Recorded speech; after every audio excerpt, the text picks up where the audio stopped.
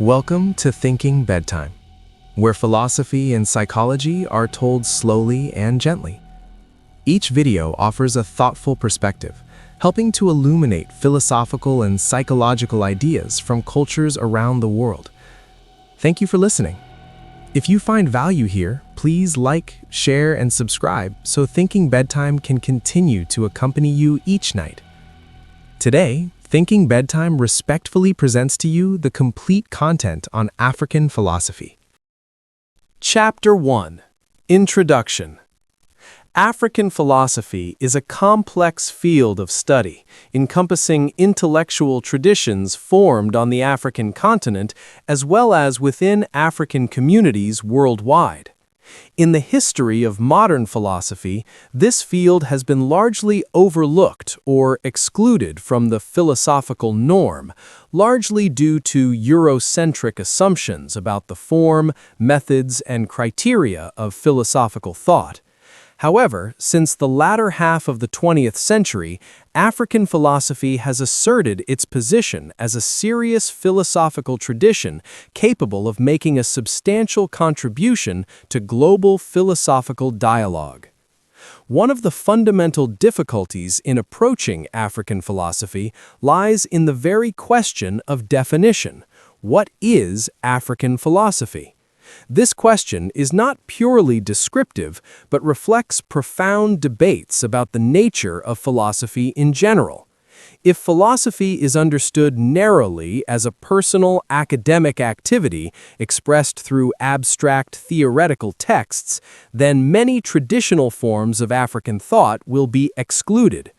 Conversely, if philosophy is understood more broadly as a systematic form of reflection on the fundamental questions of existence, knowledge, ethics, and social life, then African intellectual traditions not only meet but significantly expand the scope of philosophy. Historically, African civilizations developed profound systems of thought from a very early stage.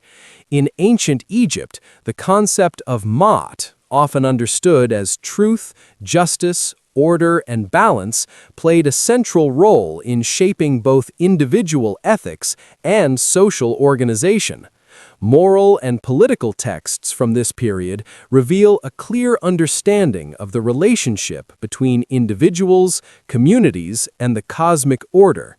These ideas are not merely religious or ritualistic, but represent a form of philosophical reflection on ontology, ethics, and social responsibility. Beyond Egypt, many pre-modern African societies developed systems of thought that were transmitted primarily orally.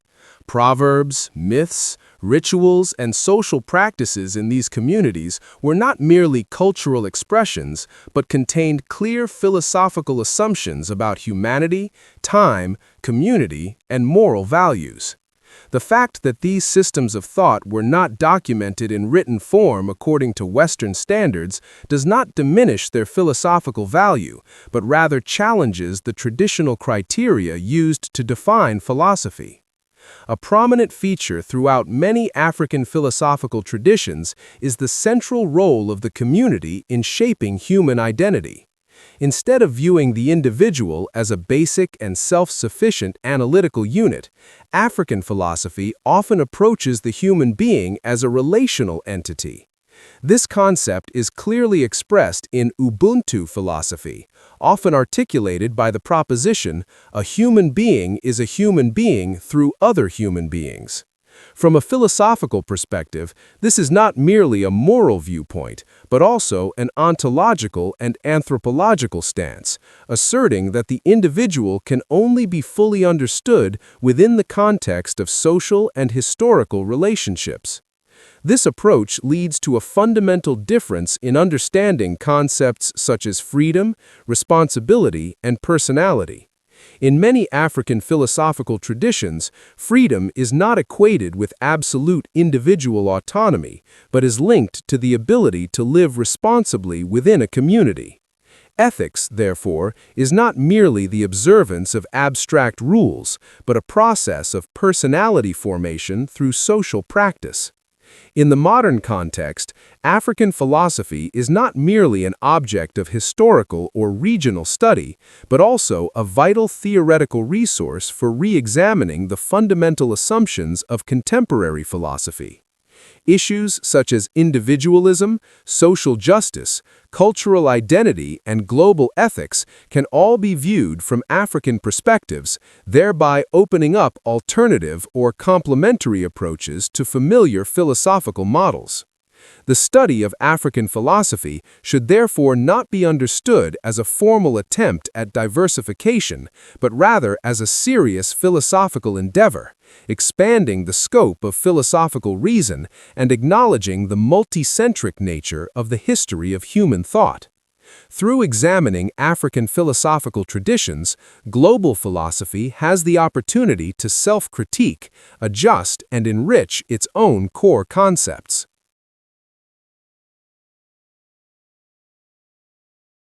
Chapter 2. What is African philosophy? There are significant challenges to the feasibility of the concept of African philosophy, as well as to the attempt to outline an encyclopedic overview of the vast and ever-expanding scope of activities encompassed by this term. Most importantly, there is the challenge of structuring, through a single concept, the geographical, historical, socio-political, and cultural differences and complexities that have shaped the lives of the many individuals and peoples who identify as African and of African origin in various parts of the world.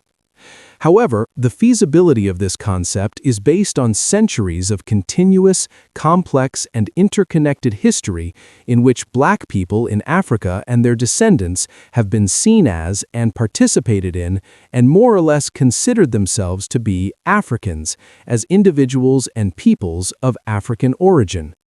This long history of perspective, both from others and from themselves, has profoundly influenced the historical construction, socio-political life, and the formation and dissemination of culture, including intellectual and philosophical products of African individuals and peoples of African descent. Against this backdrop of socially constructive history, several important and thought-provoking assumptions form the centerpiece of African philosophy as a meta-philosophical concept for organizing intellectual activity.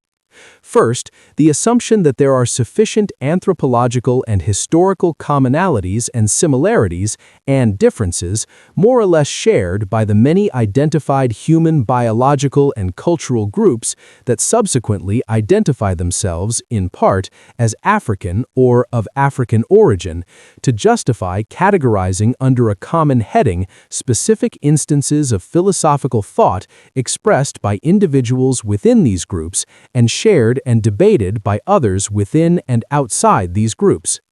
These identifications are a consequence of imposing on the peoples of the continent called Africa a racist ontology intended to homogenize them by the peoples of the nations on another continent called Europe, in a desire for geopolitical and anthropological unification. Many Europeans believed that beneath their vast differences lay a fundamental commonality through shared race and other constituent virtues, affirming their anthropological and historical superiority as pioneers of a theologically and philosophically recognized destiny of global domination. It was from this toxic blend of beliefs and aspirations that some Europeans began to construct racially based philosophical anthropologies. Through this, they viewed a continent with many diverse ethnic groups as a single race consisting of Africans or Blacks. The results of history shaped these unique creations through centuries of complex struggles against the imposition of European imperialism, along with the ability of Africans and people of African descent to adapt to and overcome enslavement, which formed the basis for the assumption about commonalities is included in the concept of African philosophy when considering the philosophies of Africans and people of African descent after they faced the imposition of imperialism from Europeans and the European diaspora.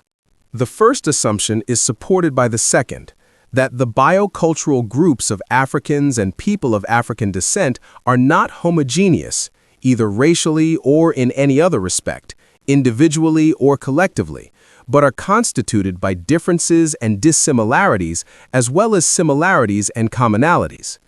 This is all the more true because these different groups have created different living worlds in different geographical, political, and historical locations before and as a consequence of the imposition and disruption of their lives by Europeans and others.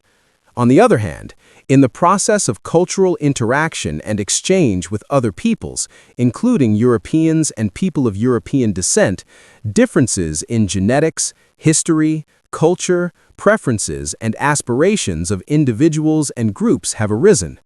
Furthermore, the identified similarities and commonalities are understood to be coincidental, therefore neither necessary nor inherent and fixed, and thus the same for all Africans or people of African descent. This assumption excludes any ahistorical, a priori claims about these natural characteristics presumed to be the determining factors of African and Afro-influenced thought, are assumed to be widespread and independent of circumstances throughout long historical periods and vast geographic cultural spaces.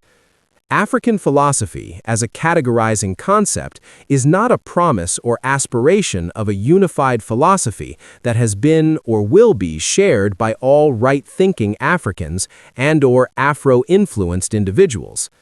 Assessments of distinguishing characteristics are always contingent upon the inherent nature of thought, the philosophical ideas and expressions of Africans and people of African descent, and the extent to which these characteristics are shared.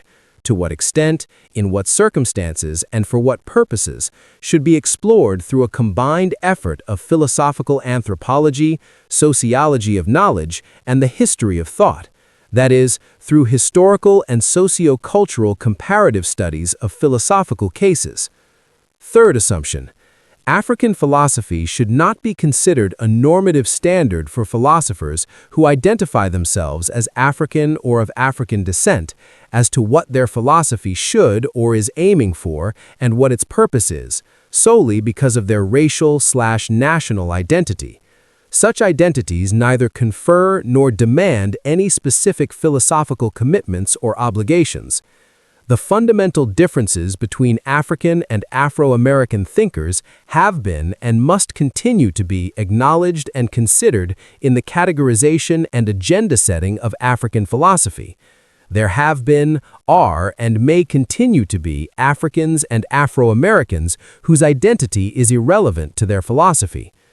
Of particular importance is that work in the field of African philosophy is also governed by the assumption that contributors do not necessarily have to be African or of African origin. This assumption is based on the understanding that the circumstances, motivations, methods, goals, and significance of African and African origin philosophical thought and aesthetic expression can be identified, understood, studied, taught, commented on, and approached respectfully and competently by non-African or non-African individuals. Because of their expertise, these individuals can be appropriately identified as, for example, African researchers, African Caribbean researchers, or African American researchers. Ultimately, the persuasiveness and effectiveness of these empirical assumptions in guiding the study of African philosophy is a matter that needs to be continually explored and tested within a disciplined and ethical academic forum, and thus confirmed or refuted as appropriate by the appropriate application of sound critical evaluation methods.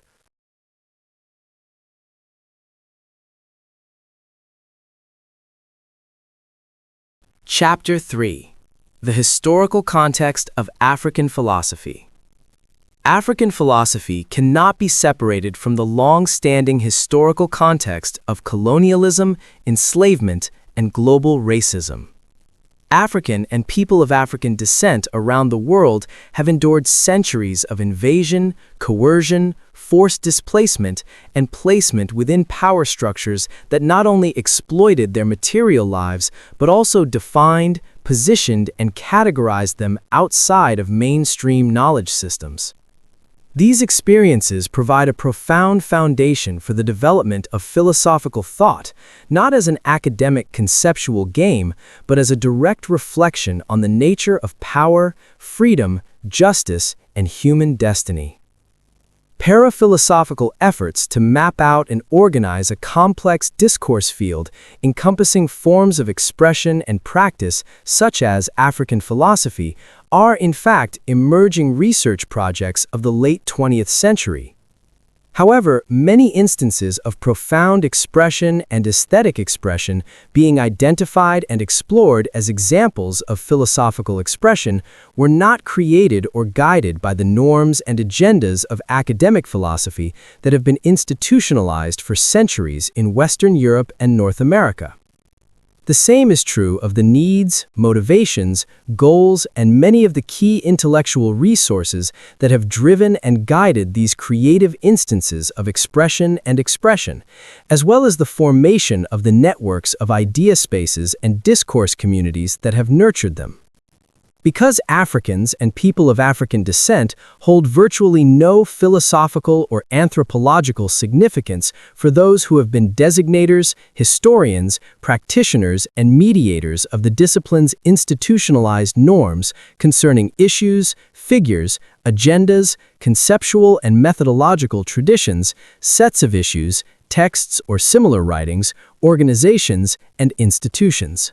The pre-modern history of Africans and people of African descent, the centuries-long subjugation, enslavement, and deprivation of liberty of black people across the continents of Africa, Europe, the Americas, and the Caribbean, the brutal and unjust exploitation of their bodies, land, resources, and opportunities for survival, all of which are hardly explicitly addressed in philosophy, not even considered central to the opposition, despite all the heightened concern within the field for the concepts of liberty, justice, equality, human nature, and human happiness in general. Even as European and European origin philosophers of the 18th, 19th, and 20th centuries shaped entirely new philosophical anthropology, socio-political philosophy, and philosophy of history, while complex Enlightenment ideas were created to underpin and guide efforts to realize global manifestations of modernism, in which reason-based freedom and justice would be the foundation for the spread of capitalist civilization projects and the racist nature of Eurocentrism, Amin, 1989, there was virtually no silence on the intended and unintended consequences for Africans and people of African descent, except for claims that colonization and enslavement would bring them much-needed civilization. Philosophy, with its academic development and subsequent professionalization, supported, promoted, and was a significant beneficiary of these projects until the 20th century, when various forms and movements of African and African American resistance against dehumanization became more challenging while being fueled by compelling claims of human rights and their full rights to liberty, justice, and citizenship. By the mid-20th century, across Africa, the Caribbean, and the Americas, these movements had achieved significant victories in liberating people from the oppressive regimes of apartheid and European exploitation. They also contributed to the progressive transformation of these regimes, helping to open up tangible measures of freedom and genuine justice, not only for Africans and people of African descent, but also for other people of color and even women of European descent. These historical movements and developments have provided contemporary pioneers of African philosophy with rich ideas, intellectual spaces, agendas, and social networks, models upon which they draw motivation, mission, and other resources to shape the intellectual and social strategies and agendas necessary for philosophizing for the benefit of Africans and people of African descent. Therefore, the emergence of African philosophy in the 20th century as an international field of intellectual work of discourse and aesthetic expression with a special mission to critically collect and explore the deeply thought-provoking aesthetic expressions and manifestations of and about African peoples and peoples of African descent as examples of philosophization, and to create modified or new artistic expressions and manifestations suitable to and as tools to support the search for freedom, justice, and human dignity of and for these peoples and peoples. Examples of intellectual work and creative expression directed toward a mission of service to the liberation and redemption of Black people are available in several other fields: history and sociology, music and literature, art and dance, religion and theology. Furthermore, beyond academic disciplines, many of the many generations of independent, highly educated, and in some cases self-taught Black intellectuals and artists, both formally and informally, and actively involved in social, political, and aesthetic activities, have dedicated much of their lives to service. As Black people, those who elevated the lives of Black people pursued intellectual and expressive work that was often highly effective and undoubtedly influential, without regular affiliation to higher education institutions, and without the support of resources for expression and performance that were dominated and controlled by Europeans and people of European descent. This independence was crucial to the creation of their groundbreaking artistic reflections, expressions, and creations. Many of them helped establish and connect, supported by religious and educational institutions, men's and women's clubs, and literary societies aimed at character building, international missionary activities, charitable and political organizations, publishing and commercial enterprises, and local, regional, and international anti-colonial and liberation organizations founded and run by and dedicated to the progress, freedom, and well-being of Africans and people of African descent. As inspiring role models, much of their work has become a source of inspiration for new generations of women and men determined to continue the struggle for the liberation and justice of Black people. A significantly influential issue is that many of these key figures became internationalists in their understanding of the similarities and commonalities in the plight of Africans and people of African descent who suffered due to shared agendas of racial oppression and exploitation created and nurtured by white people of different nations. Therefore, many generations of African and African American activists fighting for freedom and justice in the 20th century have cultivated international, pan-African understandings and aspirations regarding the resources and intellectual strategies necessary to support the demand for and realization of full human rights and legitimate freedoms for Africans and African Americans engaged in philosophy formally and professionally. One of the challenges is, first of all, the need to reconsider long-held assumptions about the nature of truly philosophical thinking, namely that it is characterized by a loving intellectual pursuit pursued by individuals with the most highly cultivated forms of disciplined thinking, whose lives are materially conditional, allowing them the time and energy to devote significant time and energy to critical thinking and cultivating their ideas in order to express them coherently and systematically in writing. Many, though not all, of the contemporary pioneers of African philosophy in academic philosophical circles find that this idealized image of the philosopher is inadequate to define or respectfully describe the many individuals with profound and expressive philosophical thinking, particularly Africans and people of African descent who lived a few centuries ago. Certainly, throughout centuries of groundbreaking and dehumanizing encounters between Africans and people of African descent, with Europeans and people of European descent, and others, Black philosophical endeavors have truly been born from struggle, as philosopher Leonard Harris rightly observed. The experience, and therefore the philosophy, of many of them, and of millions of generations before them, millions more and millions more after them, was profoundly influenced by the exploitative, racially and gender-based settled colonialism in their homelands. For others, by the racially and gender-based capture, displacement, enslavement, and oppression in the New World, thousands of miles away from their homelands or their ancestors. And in all those cases, the racial and sexist aggression affected their very core being, forcing them to become and be subjugated as indigenous and enslaved, both ontologically and socioeconomically.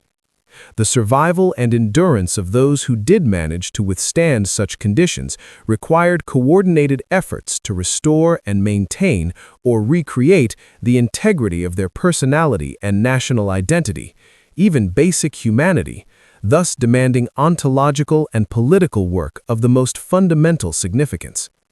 Similarly, significant intellectual efforts are needed in the fields of ethics, morality, epistemology, sociology, religion, theology, and aesthetics. Therefore, survival and endurance under conditions of colonization, enslavement, and oppression based on race and gender, rather than conditions of easy freedom, have forced many Africans and people of African descent to reflect.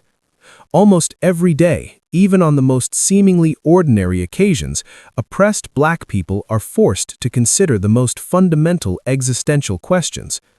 To continue living in a period of centuries of colonization and enslavement, in brutal, cruel, and humiliating oppression based on gender and race? To seek freedom in death? To endure despair until madness? Or to find the resources to continue living by quietly cultivating an appreciation for the sacred and the beautiful, for irony and tragic comedy, and fostering hope and patience supported by discoveries and creations of beauty and compassion amidst the physical brutality and psychological distortions of forced poverty in abnormal living conditions? To die of one's own will, or to surrender to dehumanization? Or is it the effort to seek and maintain faith and hope for a better life, both in this world and the next, through creativity and beauty in words, dances, and songs, while working and resting, in thought and art, in seeking and creating truth and righteousness, in seeking and administering justice, in building and maintaining family and community relationships when those relationships are largely forbidden, in making life sacred?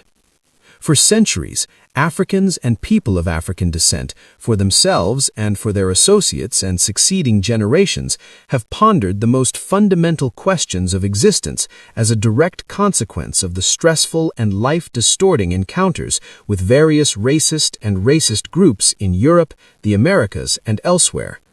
And in choosing to live and endure, Africans and people of African descent have had to build, experiment with, and refine their own lives, and continue to live according to clear strategies to avoid being trapped unyielding to brutality and humiliation, yet unyielding to fear, despair, or the haunting obsession with revenge that torments the soul. They had to share with their colleagues and successors their creative and enduring legacy to transmit into life their vibrant ingenuity and clearly expressed reflections and strategies for survival, living, and enduring with hope in the face of adversity. They had to reflect on and share their philosophical reflections to cultivate intergenerational bonds based on respect, extended family love, and mutual support within the community, without which neither survival nor resilience would be possible. Indeed, enduring centuries of colonialism, slavery, and oppression based on gender and race demanded strong, enduring, and persuasive beliefs, along with nurtured investments in seeking and creating art that nourishes the soul and practical thinking validated by experience. These beliefs and aesthetic considerations needed to be expressed and communicated, sometimes discreetly, so that individuals and nations could endure. And endurance requires resisting atrocities and humiliations aimed at the very core of their being, that is, at their fundamental conceptions of themselves as human beings and as distinct, racially distinct peoples, leading to intergenerational existence in social death. These particular individuals have done just that across Africa and in African communities abroad, without the guidance or approval of academic philosophy and the most classical practitioners of the field, even though some of them have imposed ontological racism on Africans and people of African descent. It is precisely these profound and clearly expressed cases of reflection that contemporary philosophers of the African school have incorporated into academic philosophy as early historical examples of philosophical development, thus creating this new field. The identification, thorough study, and commentary on the forms and effects of this growing collection of works demonstrating profound reflection and aesthetic expression are central to the efforts in African philosophy today. The creation and expression of new ways of thinking by Africans and people of African descent, as well as by other non-African or non-African philosophers on these works, as well as old, ongoing, or emerging issues relevant to Africans and people of African descent, constitutes different forms of effort in African philosophy. These efforts at restoration, exploration, commentary, and critique constitute an ongoing overall project with multiple objectives. The first objective, as mentioned, concerns the identification and restoration of instances and legacies of philosophies born from struggles. Another crucial objective is the identification and restoration of philosophies that were formed long before the centuries-long struggles with the European peoples began. The third objective is to learn from these philosophies the lessons about the considerations that have governed or significantly influenced the organization and living in the diverse circumstances in which African peoples have formed their evolutionary adaptations. Another objective, to fully understand and appreciate the philosophies that have fostered resilience in the face of brutal attacks on the very existence of these peoples. To learn from the passionate intellectual and emotional efforts to affirm the life of these peoples belonging to the severely persecuted peoples who have been striving to unite themselves, their people, and even those who persecuted them, back to human integrity, both individually and collectively. What needs to be understood is how and why, among peoples abused and degraded for centuries under conditions of constant terror, there are steady successors who have devoted much of the spiritual and intellectual energy they have preserved and cultivated, along with their sacred sense of humanity, to the pursuit of freedom and justice, almost never to the pursuit of revenge. Another objective is to compare the philosophical ideas of people of African descent and those of African origin within the same race and across different races, that is, to seek similarities and differences in the various circumstances and modes of thinking and expression of people living in similar and different times and places in order to better understand the forms and goals of human existence as expressed in philosophy. An important consequence of pursuing this goal is the significant contribution to preserving thought and aesthetic expression in the treasury of human civilization, the contribution to expanding and enriching the norms of philosophy, and the contribution to revising history and historiography in the field.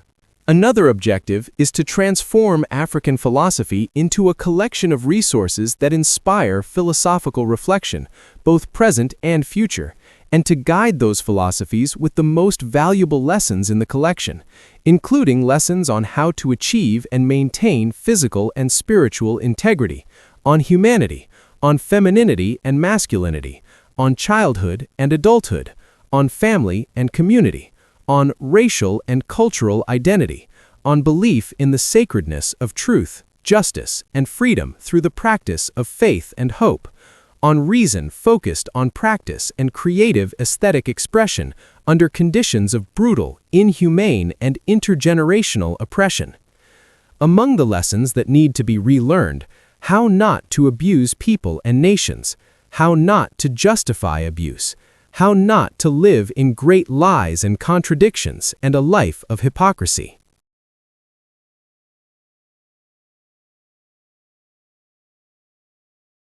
Chapter 4. African Philosophical Methods. Through practical research, African philosophy has the following methods. 1. The communal method. This method expresses the idea of reciprocity, togetherness, or harmony, the kind found in the classic expression of Ubuntu. One is one through others, or the other, noted by John Mbiti, I am because we are, therefore I am. Those who use this method want to prove the idea of interdependence of variables, or analyze the relationships between variables. You see this most prominently in the works of researchers working in the fields of Ubuntu, personality, and communalism. Some scholars who use this method include Ifeanyi Menkidi, Mogobe Ramos, Kwame Gyeke, Thaddeus Metz, Finos Menjena, Leonard Prague, Bernard Matolino, Michael Eze, Olajumke Akiode, Rihanna Olafson, etc. 2. The complementary method. This method was proposed by Innocent Asozu, and it emphasizes the idea of the missing link. In it, no variable is useless. The actual system is like a network in which each variable has an important role, that is, it complements and in turn is complemented, because no variable is self-sufficient. Each variable is then considered a missing link of reality with the other variables. Here, the method is seen as an arrangement or a mechanism for building bridges. As a tendency, it says a great deal about the orientation of the philosopher using it. The complementary reflexive method seeks to bring together seemingly opposing variables into a functional unity. Other scholars whose work follows this method include Msembe Edet, Ada Agada, Jonathan Chimakonam, and a host of others. 3. The conversational method.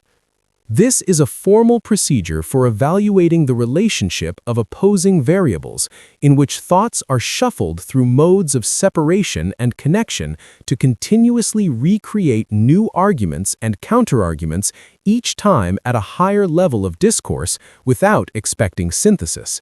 3 main characteristics of this method are relation, the idea that variables must necessarily be related to each other; context, the idea that the relationship of variables is informed and shaped by context; and complementarity, the idea that seemingly opposing variables may be complementary rather than contradictory.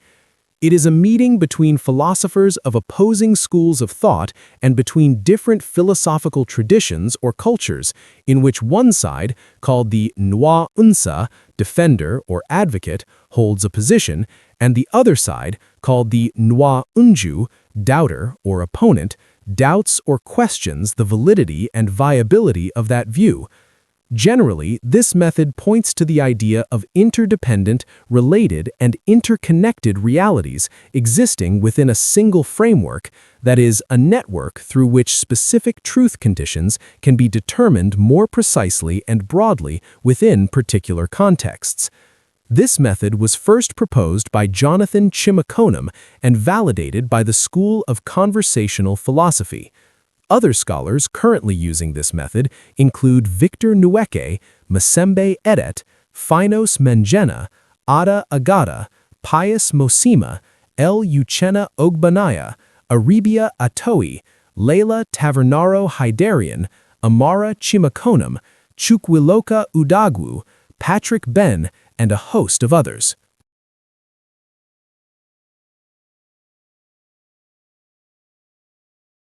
Chapter 5. African Schools of Philosophy. The African schools of philosophy include 1. The Nationalist School. This is the most important school in systematic African philosophy, equating African philosophy with systems of thought bound by culture. Because of this, their work is contemptuously described as substandard, hence the term nationalist philosophy. The ideas of members of the excavation movement, such as Temples Placid and Alexis Kagame, truly belong here, and their peak was in the early period of African philosophy. 2. Nationalist/ideological school. This school's concern was nationalist philosophy to resist colonialism and to create a political philosophy and ideology for Africa from indigenous traditions as a decolonization project. The ideas of early members of the excavation movement, such as Kwame Nkrumah, Leopold Sedar Senghor, and Julius Nyerere, can be attributed to this school. 3. Philosophical wisdom. There is also the school of philosophical wisdom, whose main focus is to show that standard philosophical discourse existed and persists in traditional Africa and can only be explored through sage conversations. The main proponent of this school is the eminent Kenyan philosopher Odera Oruka, who took the time to emphasize that Marcel Gruwil's analogous program was less complex than his own. Other adherents of this school include Gail Presby, Anke Granis, and the Cameroonian philosopher Pius Mosima.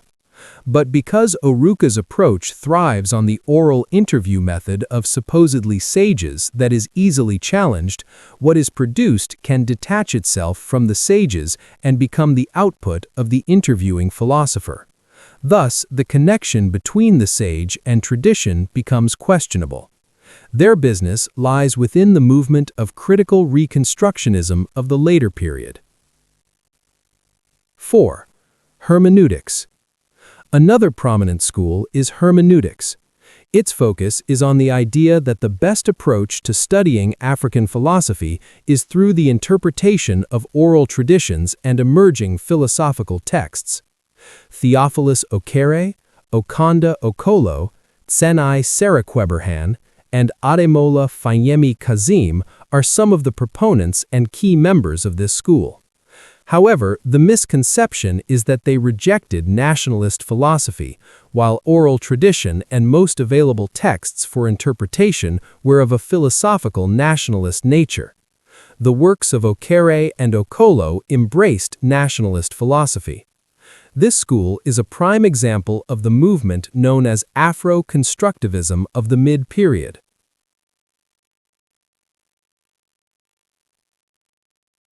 5. The literary school. The main concern of the literary school was to present a philosophy of African cultural values through literary or fictional means. Proponents such as Chinua Achebe, Okot P. Bitek, Ngui wa Thiong'o, and Wole Soyinka were prominent. However, critics found it convenient to identify their discourse with national philosophy from a literary perspective, thus dismissing it as substandard. Their work commented on the Afro-constructivist movement of the mid-period. 6. The professional school. Perhaps most controversial is the school, which is described differently as professional, universal, or modern.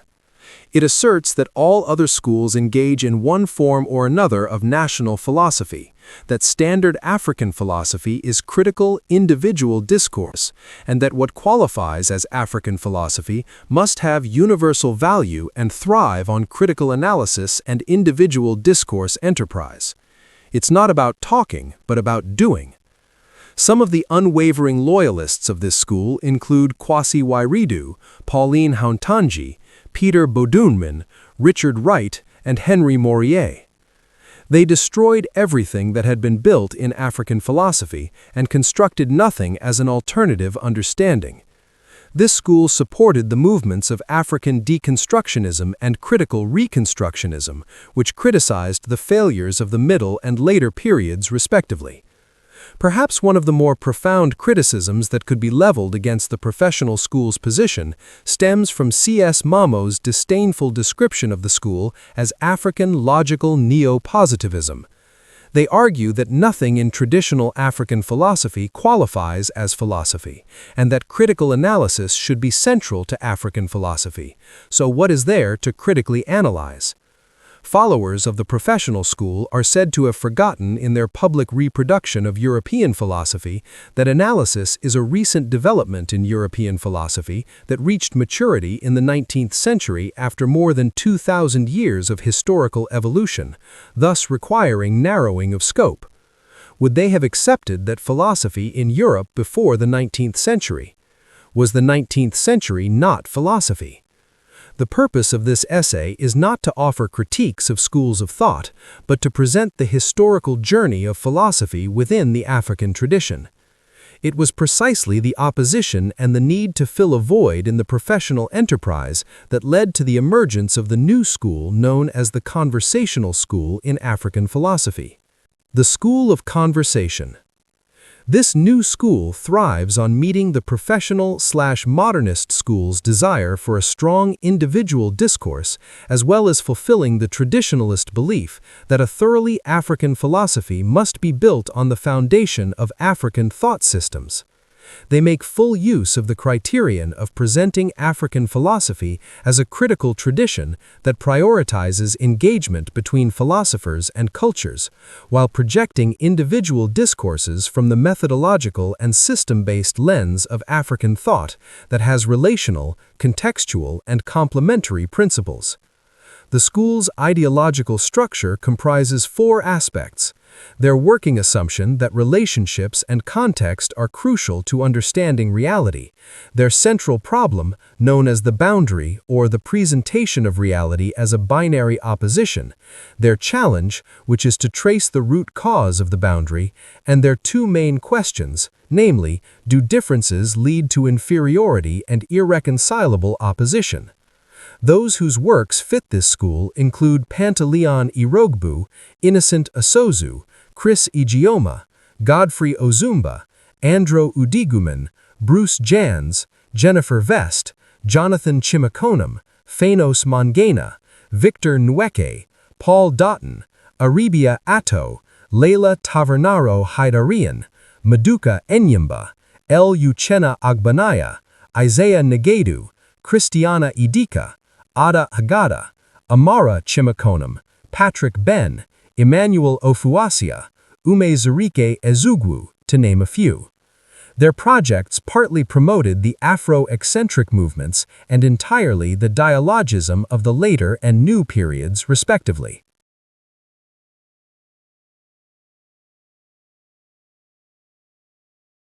Chapter 6: African Philosophical Ethics. The ethics of a society are expressed through its conceptions and beliefs about what is right or wrong, good or bad. It is also expressed through its conceptions of appropriate social relationships and the attitudes that members of society hold. Moreover, it is expressed through the forms or patterns of behavior that members of society consider to bring about social harmony and cooperative life, justice and fairness. These conceptions and beliefs about ethical behavior are presented, analyzed, and interpreted by the ethical thinkers of society. African ethics are built on humanism, a doctrine that considers the interests and welfare of individuals as the foundation for the thoughts and actions of the people. This doctrine, as understood in African ethical thought, has fostered the communal spirit of African societies. This is because ensuring the welfare and interests of each member of society is difficult without a communal society. The spirit of community also stems from a belief in the natural social nature of human beings, expressed, for example, in the earlier Akan proverb which says, "When a man comes down from heaven, he will come down to a town of men. Onipa firi soro besia, obesi onipa kurum." Therefore, social or communal life is not optional for humans. Social life, stemming from our natural social nature, involves the individual within a network of obligations, commitments, and moral duties that must be fulfilled in pursuit of the common good or common welfare. Therefore, African humanistic ethics gives rise to social ethics, ethics of the common good, and ethics of duty in a comprehensive way, including what are called moral ideals such as love, virtue, compassion, which are considered to transcend duty in Western ethics. But the core or foundation of African ethics is character, because the success of a moral life is considered a function of the quality of each individual's personal life. A moral concept of personality is upheld in African ethics, the notion that there are certain fundamental moral norms and ideals to which the behavior of each individual, if that person is a human being, must conform. The recognition in the African ethical tradition that all human beings are brothers and sisters because of our shared humanity is indeed a lofty moral ideal that should be cherished and become an important or strong feature of global ethics in our contemporary world. It is a bulwark against the development of prejudiced attitudes toward people of different cultures or skin colors who are also members of the universal human family known as race. and African ethics is expressed through the following characteristics. 1. Regarding the terms ethics and morality. The term ethics is technically used by philosophers to refer to the philosophical study of morality. Morality understood as a set of rules, principles, and social norms that guide or aim to guide human behavior in society, and as beliefs about right and wrong behavior and good or bad qualities. Although morality is the subject of study of ethics, it is often used interchangeably with ethics. Despite the philosophical investigations or analyses undertaken by individual moral philosophers on morality, that is, the morality of a society or a nation, analyses that often lead to differing viewpoints or conclusions, the fundamental characteristics, the core elements of social morality, the ethical principles and values that truly guide and influence the life of a people remain virtually unchanged. What individualistic moral philosophers, through their critical analysis and reasoning, attempt to do is to explain, clarify, refine, sharpen, or expand understanding of moral concepts and issues. Although their moral beliefs and societal circumstances are directly central to their philosophical activities, since human experience is most directly felt within a particular social or cultural context, moral philosophers do not think or imply that the results of their thinking must be tied to their own society. Conversely, they believe that, in light of the common humanity, which expresses the shared feelings, purposes, reactions, hopes, and aspirations of all human beings in given situations, the conclusions drawn from their reflections will undoubtedly have significance for the broader human community, for the global human family. Therefore, ethical principles and rules may arise from or be developed by a particular human society. Nevertheless, they are principles that can, and indeed are, applied to all human societies, because they meet the basic needs, interests, and purposes of human beings. For example, when the Akan ethicist asserted that virtue is worth more than gold, or when virtue builds a town, that town will prosper and endure, he strongly believed that he was making a moral statement, a moral principle that extended beyond his own community and applied not only to other towns in his country, but to all human societies, just as Socrates surely intended his famous moral saying, "Virtue is knowledge," whether true or false, to apply to peoples and cultures outside Athens and Greece, even beyond 5th century Greece. Therefore, the moral intent of the proverbs, or maxims, with their profound moral significance discussed in this section, is considered relevant to human moral life, and consequently is assumed to have universal applicability or reference value. Following the contemplative activities of individual moral thinkers, a community's beliefs and assumptions about right and wrong behavior, good and bad qualities, all of which were already present in the community's moral life before the activities of the moral thinkers, remain essentially or generally unaffected. They continue to constitute the moral framework within which members of society operate. Therefore, although it is theoretically or academically possible to distinguish between ethics constituted by the moral beliefs and principles that a group of people adhere to in their daily lives, let's call this type of ethics, Ethics 1, and ethics or morality encompassing the reflection of moral thinkers on human behavior on Ethics 1, let's call the activity of reflecting on ethics, Ethics 2. However, insofar as Ethics 2 provides clarification, explanation, and a better understanding of Ethics 1, it can be said that the two terms, ethics and morality, essentially refer to the same ethical phenomenon, human behavior, and therefore can be used interchangeably.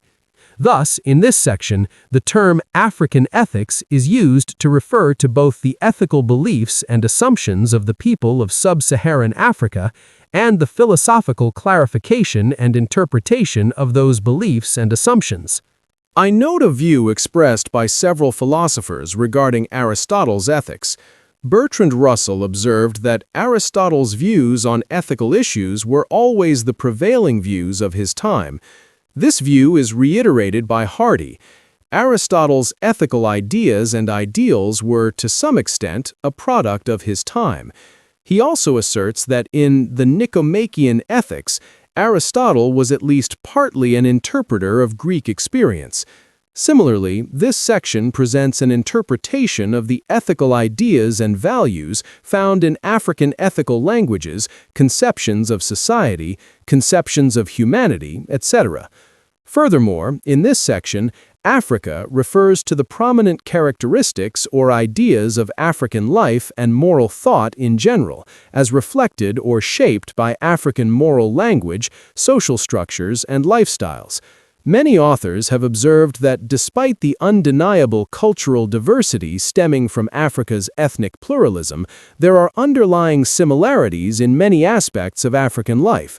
This is certainly true of African religious and moral perspectives. There are certain characteristics of the life and moral thought of different African societies that, according to the cited sources, are common or shared. There are other characteristics that may be considered common on conceptual or logical grounds. For example, the assertion that African moral values and principles are not based on religion simply stems from the fact that traditional African religion is an unrevealed religion. In the history of indigenous religions in Africa, it seems that no one in any African community has ever claimed to have received revelation from a supreme being intended for the people of that community or for all of humanity. This perspective suggests that African ethics are independent of religion, and thus emphasizes the concept of ethical autonomy within the context of African ethics. If a religion is an unrevealed religion, then it is independent of religious rules and commands. Therefore, my understanding of traditional African religion leads me to the conclusion, a logical generalization, that the ethical system of each African society, within its traditional context, does not originate from religion. Thus, it is an autonomous ethical system. Similarly, the perception of social ethics, non-individualistic, in African societies is closely related to the community and the shared life of the African people, and so on. Therefore, although Akan ethics is not a microcosm of African ethics, there is evidence, both empirical and theoretical, that the values, beliefs, and principles of Akan ethics have a similar influence on the ethical domains of other African societies. Based on the additional expression, mutatis mutandis, allowing for necessary variations and adjustments, it can be said that the term African ethics is appropriate. However, that being said, neither Akan ethics nor African ethics are unique among the ethical systems developed by various non-African cultures around the world. 2. African words for morality or ethics. We will begin by studying African ethical languages, specifically by searching for the word morality in several African languages. This research will provide some insight into the basic concepts and understanding of morality or ethics.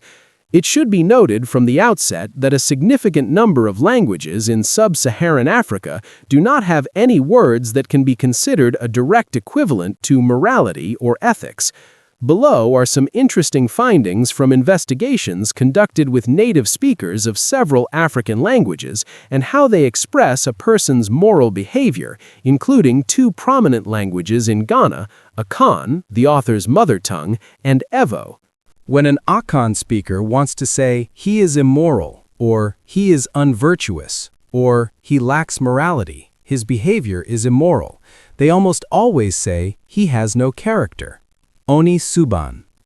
The phrase, he is immoral, or he is unvirtuous, is expressed by an Ewe speaker as nonomo mele si o, meaning he has no character. In the Yoruba language and thought, the word iwa means both character and morality. It also means nature or essence. In the Igbo language of eastern Nigeria, the word agwa, meaning quality, is used in expressions such as, he has no morality, onwe hi ezi agwa. In Shona, the language spoken by most people in Zimbabwe, the word tsika means morality or ethics. But when they want to say about a person that he is immoral or he is unethical, they often use the word hunu, which directly means character. So, ha'ana hunu means he has no character, he is immoral, he is unethical. In southern Soto, a language widely spoken in Lesotho and southern Zimbabwe, Matabeleland, there is no direct equivalent word for morality or ethics. References to moral life or behavior are made using words that mean character or conduct. Thus, statements about morality, such as he is immoral or his actions are immoral, would be expressed using words like maemo, meaning character or conduct. Therefore, maemo a mabe means he has bad character. His behavior, actions, are immoral. When a person behaves or acts in morally right ways, they are said to have good character, using the words lokileng or boitswaro, both of which mean good character or good behavior. Thus, studies of the ethical languages of some African peoples or cultures show that in these languages, the word or phrase meaning character is used to refer to what others call morality or ethics. Discourses or statements about morality essentially become discourses or statements about character. In Islamic ethical philosophy, the word used for morality, specifically akhlaq, means character. The implication here is that morality or ethics is conceived essentially based on character. It is noteworthy that the Greek word ethike, from which the English word ethics originates, means character, ethos. What we call ethics, Aristotle called the study or science of character, he ethike. For the Greeks, as well as the Africans and Arabs, the character of the individual was the most important thing in our lives and moral thought. 3. The concept of personality as a central element in African ethics. Of course, there are other ethical concepts in African language and thought. The concepts of good, bad, or evil, right and wrong are prominent in African ethical thought, as well as in the ethical systems of other peoples and cultures. For example, in the Akan language, pa or papa means good, and bone means bad or evil. Thus, the phrase onipa bone means bad person. A bad person is considered to be someone with bad character, suban bone. When a person is known to be honest, generous, or compassionate, that person is judged by the Akans as good, meaning that person has a good character, suban. A person is judged as having a bad character if that person is considered dishonest, cruel, or ruthless. In most moral judgments, a person's character is mentioned. Therefore, character is a fundamental element, a crucial element in Akan as in African ethics in general. For the Yoruba, Iwa, quality, is perhaps the most important moral concept. A person is judged morally based on their Iwa, whether good or bad. Thus, African ethics is a quality-based ethics, positing that an individual's character is the most fundamental element in our moral lives. Good character is at the core of the African ethical system, the cornerstone of the moral wheel. Finding justifications for a character-based ethics is not difficult. After all a society can do regarding ethical behavior is to impart ethical knowledge to its members, helping them understand the values and principles of that society. Generally, societies have done a good job of imparting ethical knowledge to their members through various forms of moral education, including, as in African societies, it is common to tell proverbs and folk tales rich in moral meaning to younger members. But having moral knowledge, being aware of the moral principles and rules of society is one thing. Being able to live a life consistent with those moral principles is another. An individual may know and even accept a moral rule, for example, that cheating is wrong. but that person may not be able to apply this rule to a specific situation. Therefore, they cannot translate knowledge into action, cannot realize the consequences of their moral beliefs. In the ethical systems of the Akan people and other African cultures, such moral failure would be attributed to a lack of good character, suban ka. In other words, the ability to act in accordance with the moral principles and rules of society requires good character. Therefore, in the context of activities of moral life, in deciding to abide by moral rules, in striving to do what is right and avoid wrongdoing, in intending to fulfill moral obligations, a person's character is of paramount importance. All of a person's actions, good or bad, stem from that person's character. The performance of good or bad deeds depends on the state of that person's character. Wrongdoing is attributed to a person's bad character, hence the Yoruba proverb, "Good character is a protector of a person." African proverbs speak clearly about character formation. Character is formed through learning. Therefore, a person is responsible for their character, because character is the result of their daily actions. An Akan proverb says, "One is not born with a bad head, but carries it from Mother Earth." This proverb means, among other things, that bad habits are not innate traits, they are traits formed through learning. It would be futile to educate morally through proverbs and folk tales, as is done in African societies, if our character and habits were innate. However, the belief is that moral stories will help young people absorb and internalize the moral values of society, including specific moral virtues embedded within those stories. Appropriate responses to moral education are expected to lead to the formation of appropriate habits and corresponding character. And, because personality is formed through actions, habits and expected responses are the result of moral education, and, according to the African moral system, it can be changed or improved. According to the Akan thinkers, personality is defined by habit, which is the result of a person's actions or deeds. Personality comes from your actions or deeds, neyeye, a traditional Akan thinker stated. The persistent performance of a particular action creates a certain habit and therefore a corresponding personality. To acquire virtue, one must perform good actions, that is, actions that are morally acceptable, so that they become habits. An action or deed that leads to the formation of a new good habit must be performed persistently to solidify that habit. In this way, virtue or good character is formed. Over time, that formed virtue becomes a habit.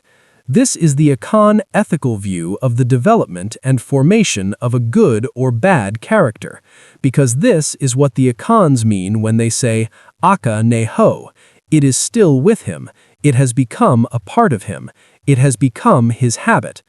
Therefore, personality is a pattern of behavior formed as a result of persistent past actions. Thus, moral virtues, or good character traits, or vices, arise through habit. The logic behind the formation of our character or habits is that the original nature of human beings is morally neutral, neither good nor bad. A person's initial moral neutrality is influenced throughout their life either in one direction, good, or another, bad, by their actions and reactions to moral guidance, advice, and persuasion. The initial moral neutrality of human beings forms the basis of our conception of the moral person because it creates, allows, choice, that is, moral choice.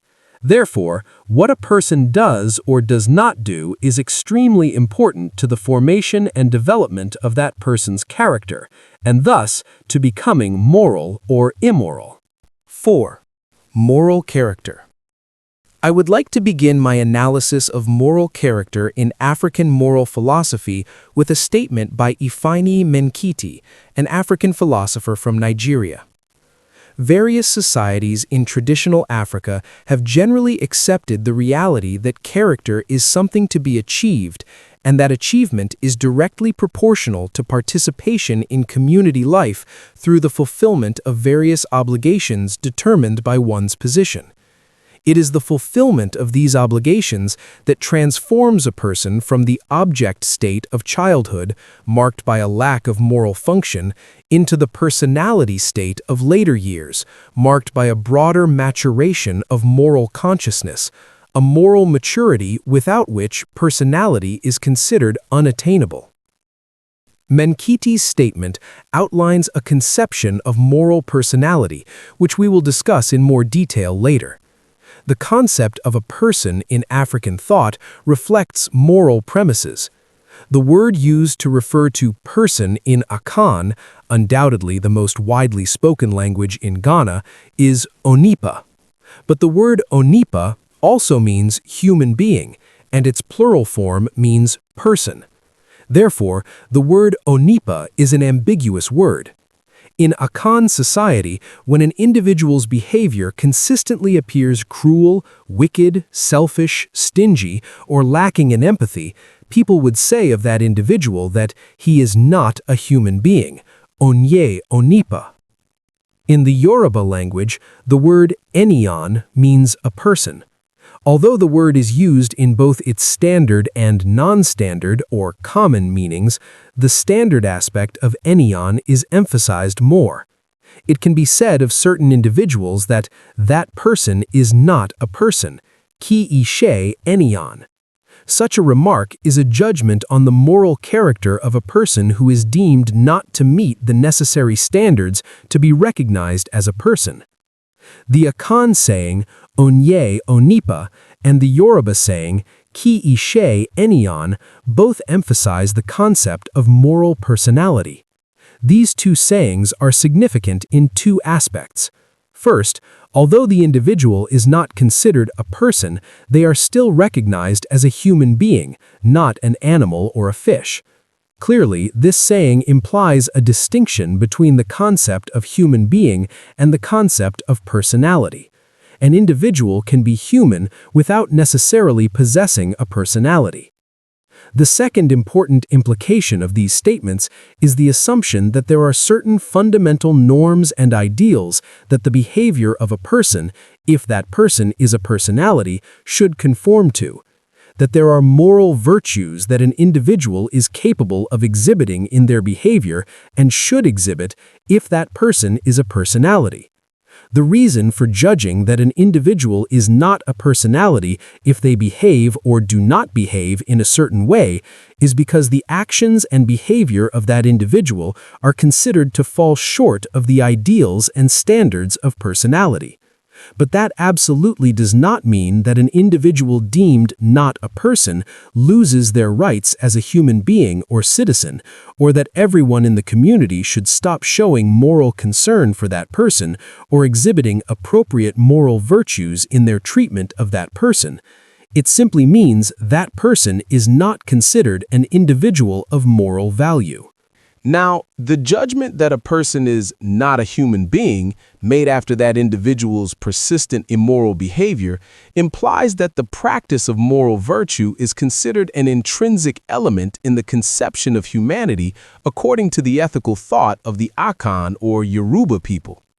The point here is, for any P, if P is a human being, then P must demonstrate in his or her behavior the moral norms and ideals of a human being.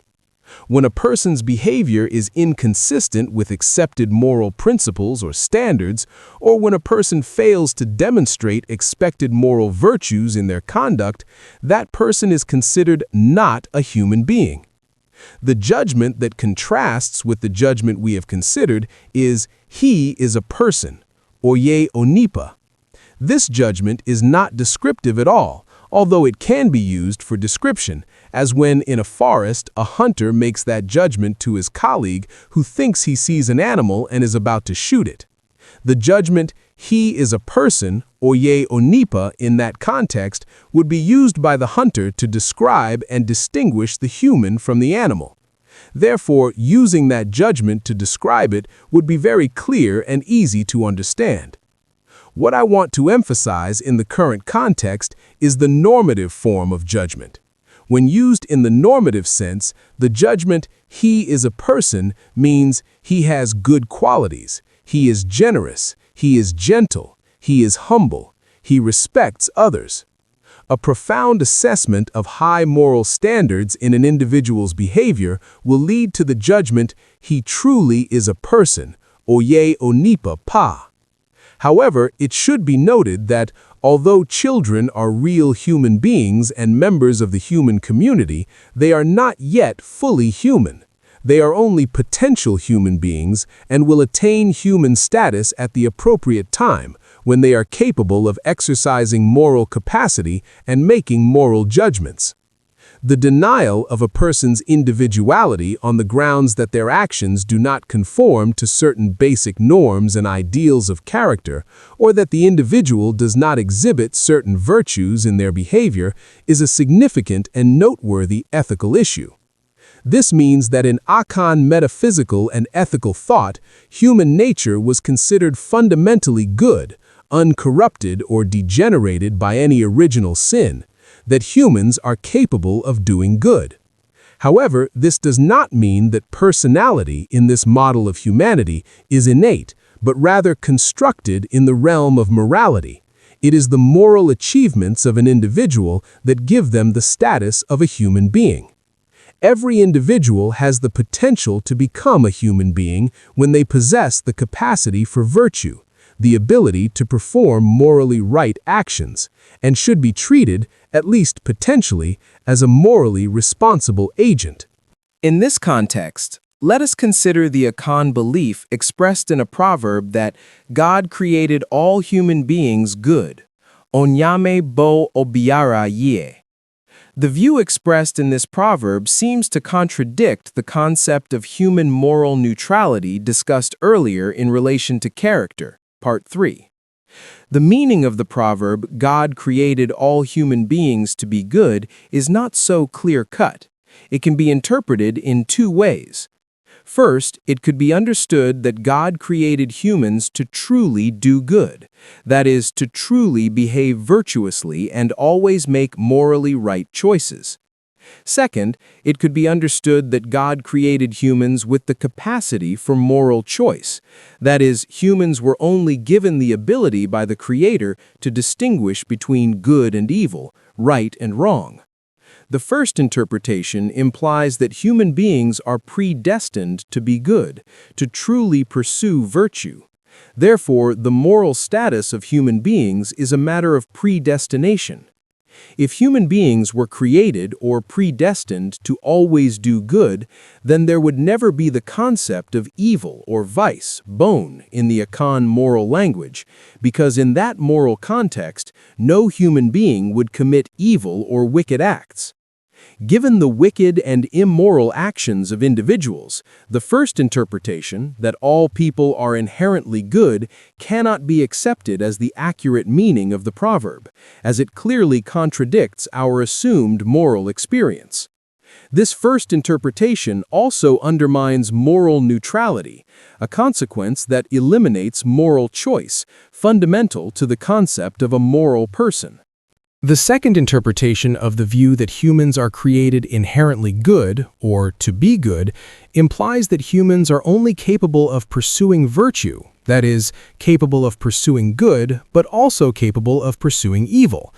This means that humans are endowed with moral consciousness, and therefore capable of both virtue and sin. Their judgment on a particular moral issue can go in one of two directions, towards good or towards evil. Thus, the concept of moral neutrality is preserved. Human beings can then be considered moral agents, not that their moral character is a predetermined matter, but that they possess the capacity to strive for virtue, and thus the capacity to achieve moral accomplishments, and consequently, the capacity to attain personality. The validity of the second interpretation of the view that humans are created inherently good, as argued in the preceding passages, can also be based on the Akan concept of tiboa, conscience, moral consciousness, a sense of right or wrong. This is a conception of an inner impulse related to moral practice. Tiboa is thought to, among other things, create a sense of guilt in the individual, condemning them for wrongdoings. Because the response to a moral rule is ultimately a personal or private matter, the concept of Tiboa, conscience, is of great importance to our moral lives. It is thanks to Tiboa that the concept of self-punishment in moral behavior becomes understandable. Because of its power in creating feelings of guilt, Tiboa is believed to influence an individual's choices, decisions, reactions, and moral attitudes. The reality or phenomenon of moral choice is the rejection of the notion of a fixed or stable moral character of an individual stemming from the, albeit false, assumption that human beings are born virtuous. Tiboa activity is consistent with the moral neutrality of human beings at birth. Tiboa activity supports moral formation and therefore contributes to the development of moral character. Like the Akan and other ethnic groups, the Rwandans, or Rwanda, also have a concept of conscience. The Rwandan word for conscience, kamera, means something felt from within. It resides in the heart. While external social sanctions are indeed useful as deterrents against forbidden behavior, moral motivations, feelings of guilt, and moral shame can also stem from kamera or Tiboa. 5. The humanistic foundation of African ethics. Many scholars have argued that Africans are a very religious people, even famously religious, that religion permeates every aspect of their lives to the point of being indistinguishable from non-religious aspects, that there are no atheists in traditional African life, and that African cultural heritage is deeply religious and pervasive. Historical evidence shows that many colonial administrators, in their reports to their colonial powers, often referred to Africans as an incurably religious people. Assertions about the religious devotion of Africans have led some scholars to suggest a link between religion and morality within African ethics. The existence of some connection between religion and morality is conceivable in an environment supposedly steeped in religion. However, the nature of this connection needs to be fully clarified. Most scholars agree that this connection means that African moral values and principles are rooted in religion, implying that African morality is the religious morality of Apuku, Dankwa, Sarpong, Busia, Parinder, and Idawu. This argument implies that African beliefs and moral principles are rooted in religion, that religion provides the necessary justification for moral values and beliefs, and that moral concepts such as good, bad, right, and wrong are defined or must be defined according to religious precepts or mandates. However, other scholars such as Godfrey Wilson, Monica Wilson, McKay, and Wairudu deny the religious basis of the ethical systems in the societies they study.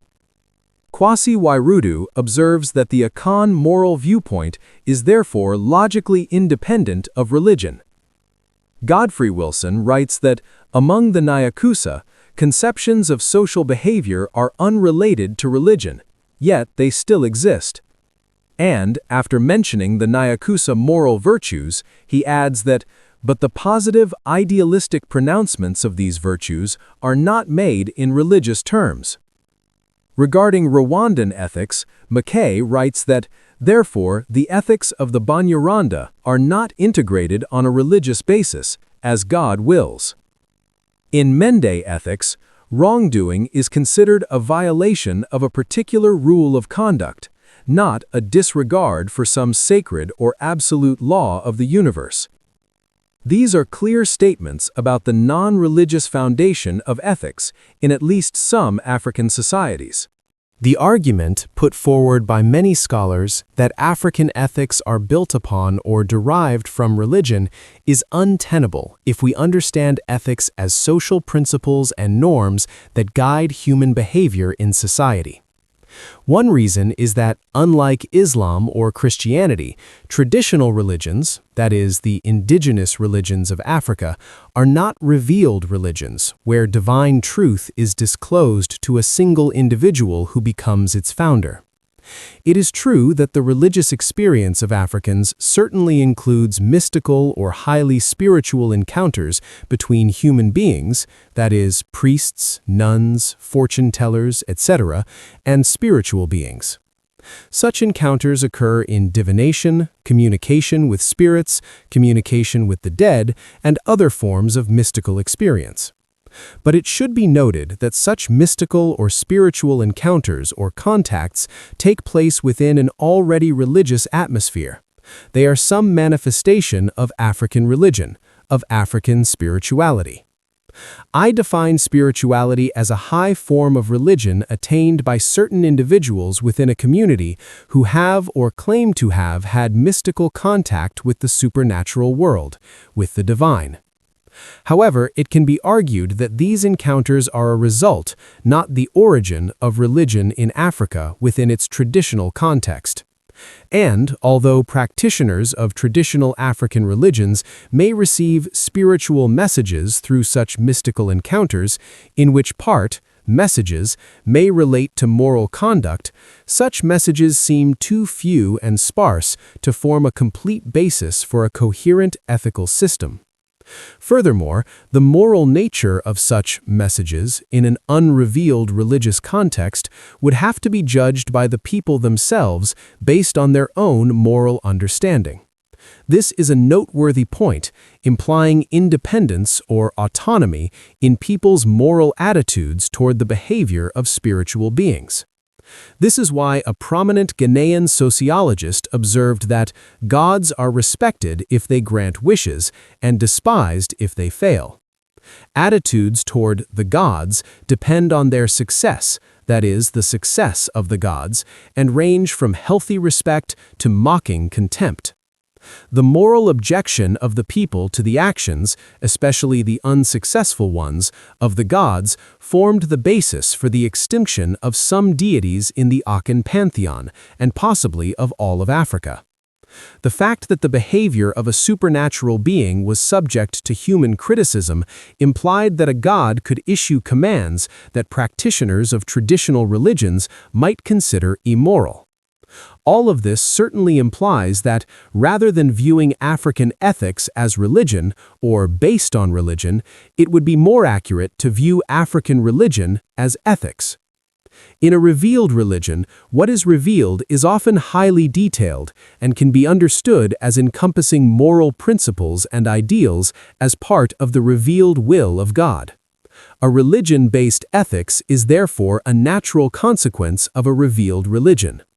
Since indigenous African religions are not revealed religions, there is no way for people to access the will of God, which contains the detailed moral principles needed to construct a coherent ethical system. In the context of a non-revealed religion, considering divine or supernatural commands as the source of moral values and principles is conceptually impossible.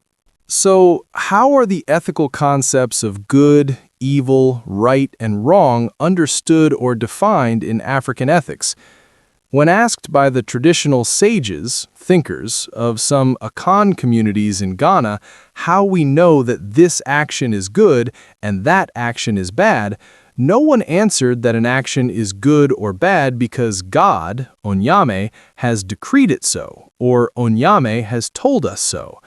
Therefore, what is good or morally right is not something commanded by God, something that pleases God or any divine being, or something that conforms to the will of a divine being.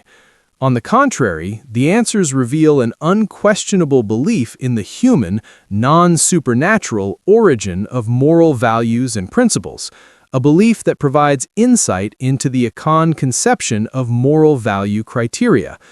According to Banyaranda ethics, good, or bad, is what tradition has defined as good or bad.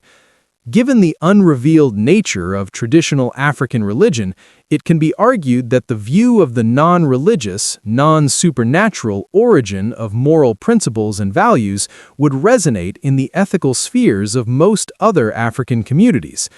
Therefore, the origins of African ethics within the context of tradition must be considered independent of religious regulations or supernatural forces. Traditional thinkers view goodness as being composed of actions, habits, and patterns of behavior that society deems valuable because of their impact on human well-being. These goodnesses include generosity, honesty, loyalty, sincerity, compassion, hospitality, happiness, peacemaking, justice, respect, and so on. Each of these actions or patterns of behavior is considered or known to be contributing to societal happiness. In the Akan ethical system, or African ethical systems in general, good or moral values are determined by their impact on humanity and human society. All of this can be understood as African ethics stemming from considerations of human welfare and benefit, rather than from divine pronouncements. Actions that promote human welfare or benefit are good, while actions that diminish human welfare are bad. Therefore, it is clear that African ethics is a humanistic ethics, a system of ethics concerned with human welfare. When discussing African ethics in general, Monica Wilson observes that the foundation of ethics is the fulfillment of one's duty to one's relatives and neighbors, and living in harmony with them. In the African worldview, moral values stem from the fundamental conditions of existence under which humans organize and govern their lives. McVeigh made the following observation: "Therefore, it is important to understand the African standards of judgment, what makes some things good and others bad." Edwin Smith replied that the standards of right and wrong are customary. That is, good is what is accepted by the community. Bad is what is rejected by the community. Right builds society. Wrong destroys society. One is social, the other is antisocial. In the ethics of the Levedu people, a South Bantu ethnic group in Transvaal, right behavior is always relative, depending on the circumstances of the individual, and morality is not guided by any absolute standard of honesty or truth, but by the social good in each situation. Behavior that promotes good relationships and maintains social structure is good. Behavior that goes against good social relationships is bad. J.D. and E.J. Cridge in Ford. And regarding the moral foundation of the Bantu people, Malema observes, "The happiness and well-being of the tribe is the goal and meaning for each member of the tribe." Now, usefulness is a fundamental part of most ethical rules. For the Bantu, it forms the foundation of their ethics, that is, utilitarianism. This is the standard of goodness, and ethical behavior must be shaped in harmony with and in accordance with this goal. Of course, the effect of this is altruism. S.M. Malema. The statements and evidence presented in the preceding paragraphs reveal the non-religious foundation of African ethics. Now, having separated African ethics from its supposedly related religious foundations, where do we place it? The answer, based on the evidence presented above, is that we place it within the concerns of African societies for human welfare and social harmony, within reflections on the conditions under which human beings operate.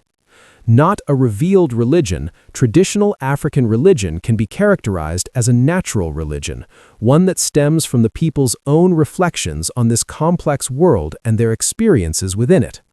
African metaphysics, while certainly a theistic metaphysics, does not, however, foster a theistic or supernatural ethics. Just as their reflections led to the formation of a natural religion, so too their reflections on living a harmonious and cooperative life in human society led to the formation of a natural, humanistic ethics.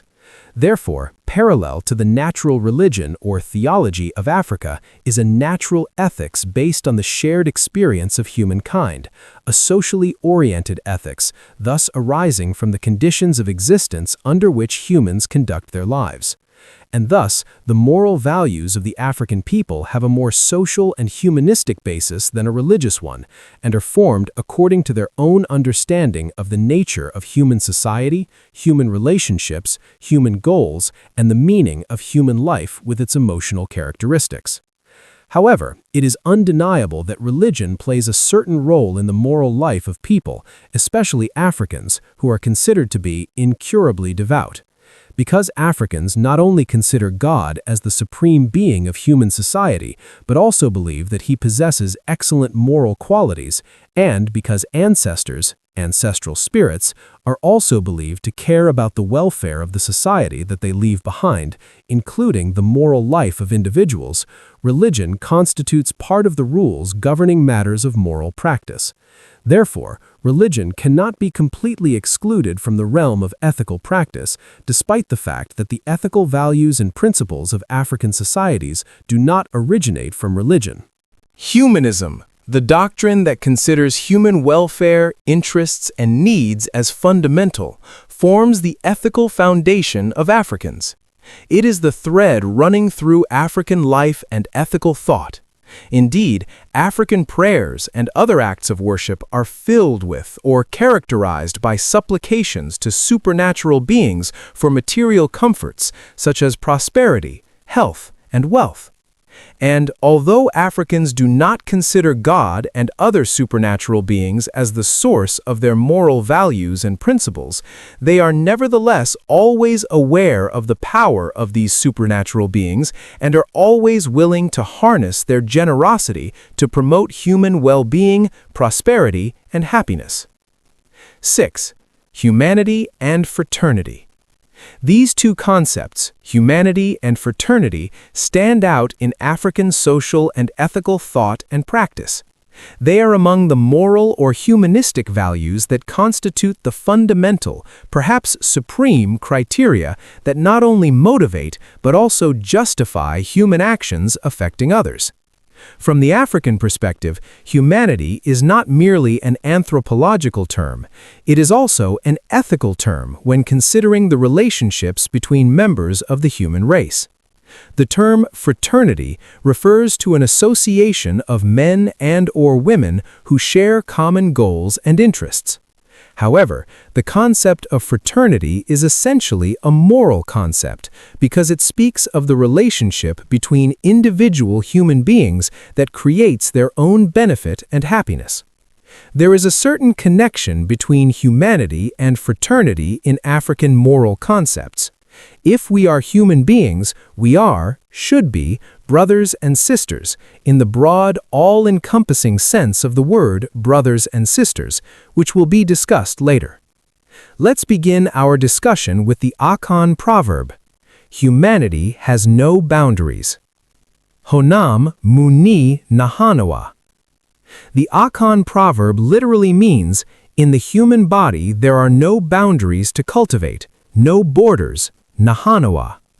This proverb invites us to realize that this is not true in cultivating friendship and camaraderie among people. The boundaries of such cultivation are infinite.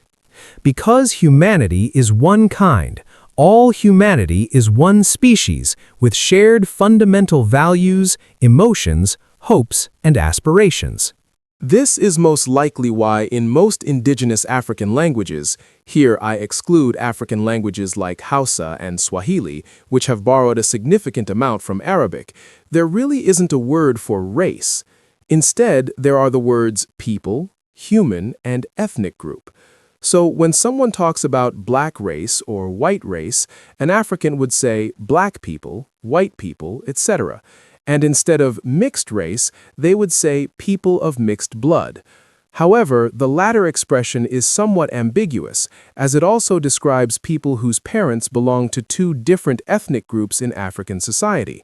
But, from the African concept of humanity, the important point is that children of any mixed blood are human beings, and therefore belong to a single race of which we are all a part.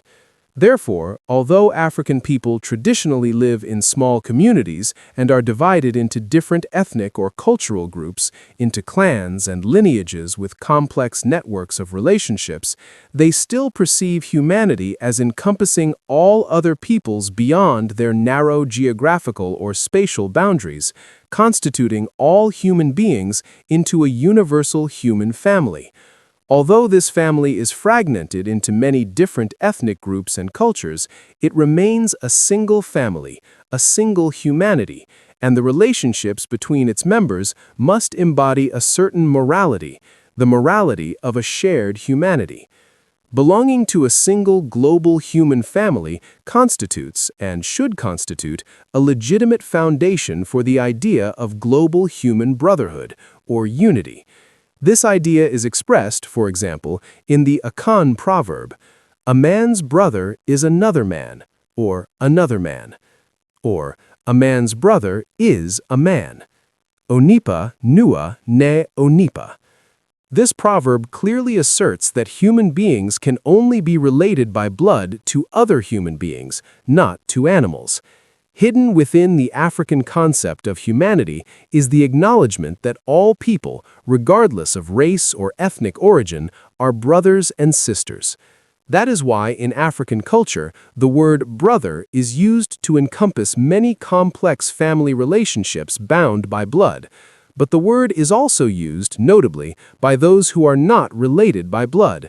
Thus, it is used comprehensively. The comprehensive meaning assigned to the word brother in African culture is actually intended to elevate human beings beyond the level of purely biological kinship to the level of humanity, a level where the essence of humankind is considered to transcend the constraints of human biology, race, ethnicity, or culture. The practical application of the idea of fraternity led to social and moral virtues such as hospitality, generosity, concern for others, and a sense of community. Several writers, including European travelers to Africa in the 19th and early 20th centuries, observed these virtues as practiced in the social and moral life of Africans. One Englishman, who spent about 3 decades in Central Africa from the late 19th to the early 20th century, made the following observation. Hospitality is one of the most sacred and ancient customs of Bantuland and can be found everywhere. Locals will offer their best home and lavish dinner to guests without ever thinking they are doing anything extraordinary, Dugald Campbell further emphasized. A contemporary African writer also observed, "One of the achievements of our society is the universal hospitality that they, i.e. members of the community and others, can rely on." Julius Nyerere. Most people, including foreign visitors to Africa, often express amazement at the hospitality and generosity of the African people. That virtue is an expression of our shared humanity and global brotherhood. Regarding the African concept of human value and dignity, one only needs to mention a few Akan proverbs. One of those proverbs is, "Man is more beautiful than gold." Onipa yafe sensika. In this proverb, human beings are depicted as beautiful. Beauty is valued for its own sake, not for anything else. Therefore, the proverb means that people should be valued for who they are. Valuing a person for who they are means appreciating their worth and demonstrating that appreciation through compassion, generosity, and hospitality. It means caring about the well-being and welfare of others and feeling it is your moral obligation to help them when needed. Respecting a human being also means recognizing that the other person is an individual of equal value to yourself, and that you certainly share fundamental values, ideals, and feelings. Thus, the main purpose of the proverb is to highlight the value of human beings and the respect they deserve for their humanity. According to the proverb, recognizing the value of a person is more important than caring about material possessions. Kenneth Kaunda describes in quite detail how people's enjoyment is expressed in practical terms. Our conversation is a prime example of this, the joy of communication. We can talk for hours with any stranger we meet, and by the time we part, we have almost always known a great deal about each other.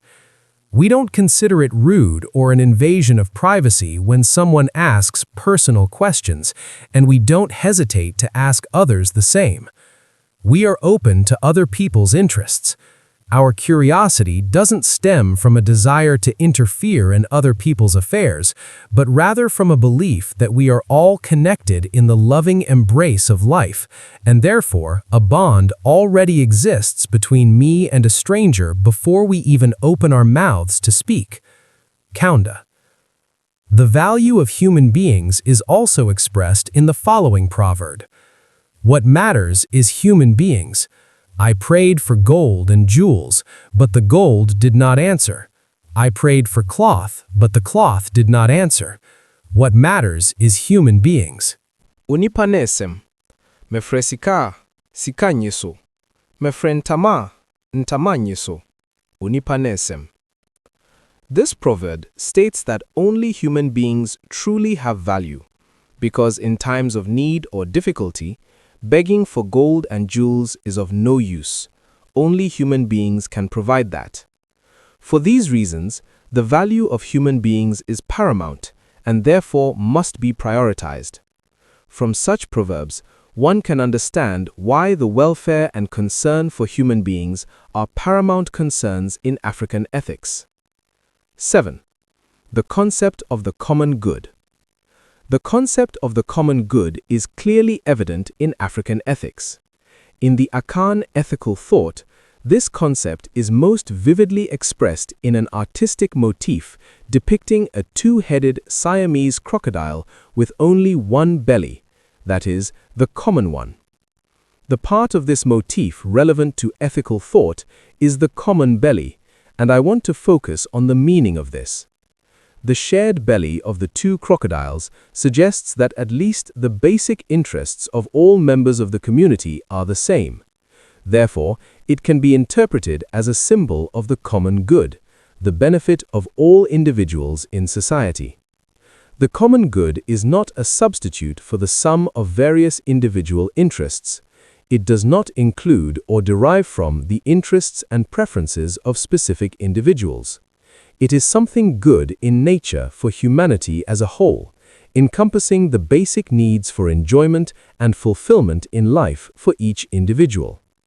If the common good were a sum of individual interests, it would only be common by chance, not in essence, and for that reason, it would not be achieved in a way that benefits all individuals in society.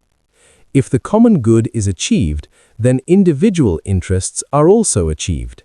Therefore, there should be no conceptual tension or opposition between the common good and the interests, the fundamental interests, of all members of the community. If the common good is understood as the fundamental interest, the interest of humanity, then there is no need to consider it a threat to individual liberty, as Western liberal, individualist thinkers often say, because, after all, individual liberty is considered one of the fundamental interests of members of society. The content of the common belly in the symbolic art of the Siamese crocodile would not conflict with the interests and needs of any crocodile. As discussed earlier, the good was defined by traditional Akan thinkers based on aspects such as peace, happiness or satisfaction, human well-being, justice, dignity, respect, etc. The common good encompasses these values and more. No human being is without a yearning for peace, security, freedom, dignity, respect, justice, equality, and contentment. It is a moral concept, not a strange notion, encompassing fundamental values, values inherent to human well-being and which all desire access to, known as the common good. The unwavering support of the people within a community for moral values such as social justice and equality on the one hand, and the spontaneous, universal condemnation of acts such as murder and cruelty on the other hand, is undoubtedly driven by a belief in the common good.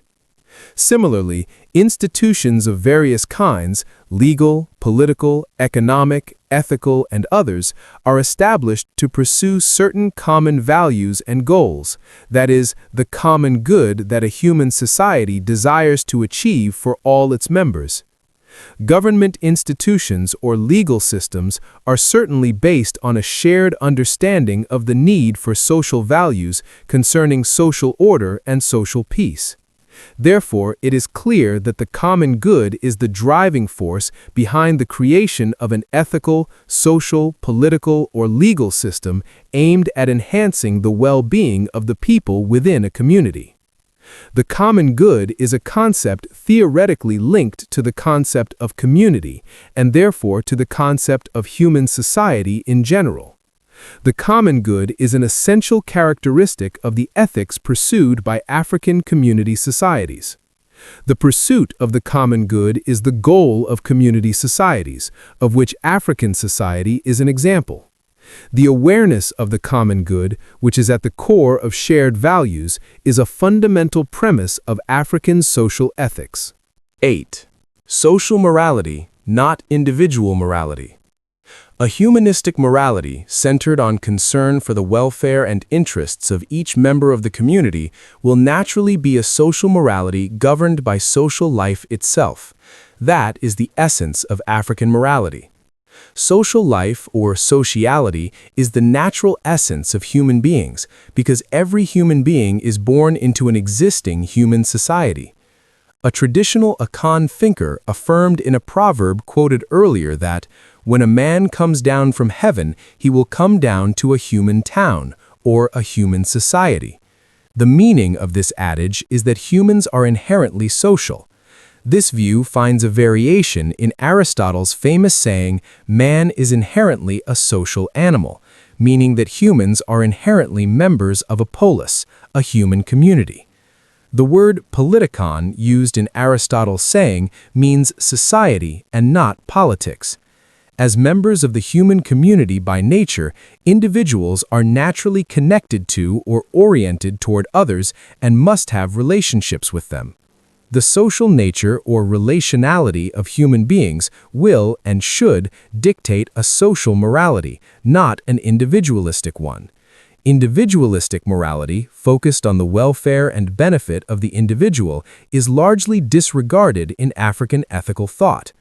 African social ethics are expressed through many proverbs that emphasize the importance of mutual support, collective responsibility, cooperation, interdependence, and reciprocal obligation.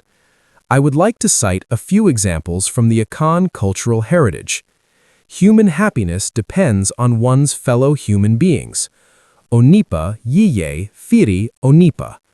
The meaning of this proverb is not that people must always rely on others to achieve happiness and goals, but rather that there are times when the goodwill, empathy, compassion, and willingness to help of others can be a great motivation for a person to strive to achieve their goals and improve their life.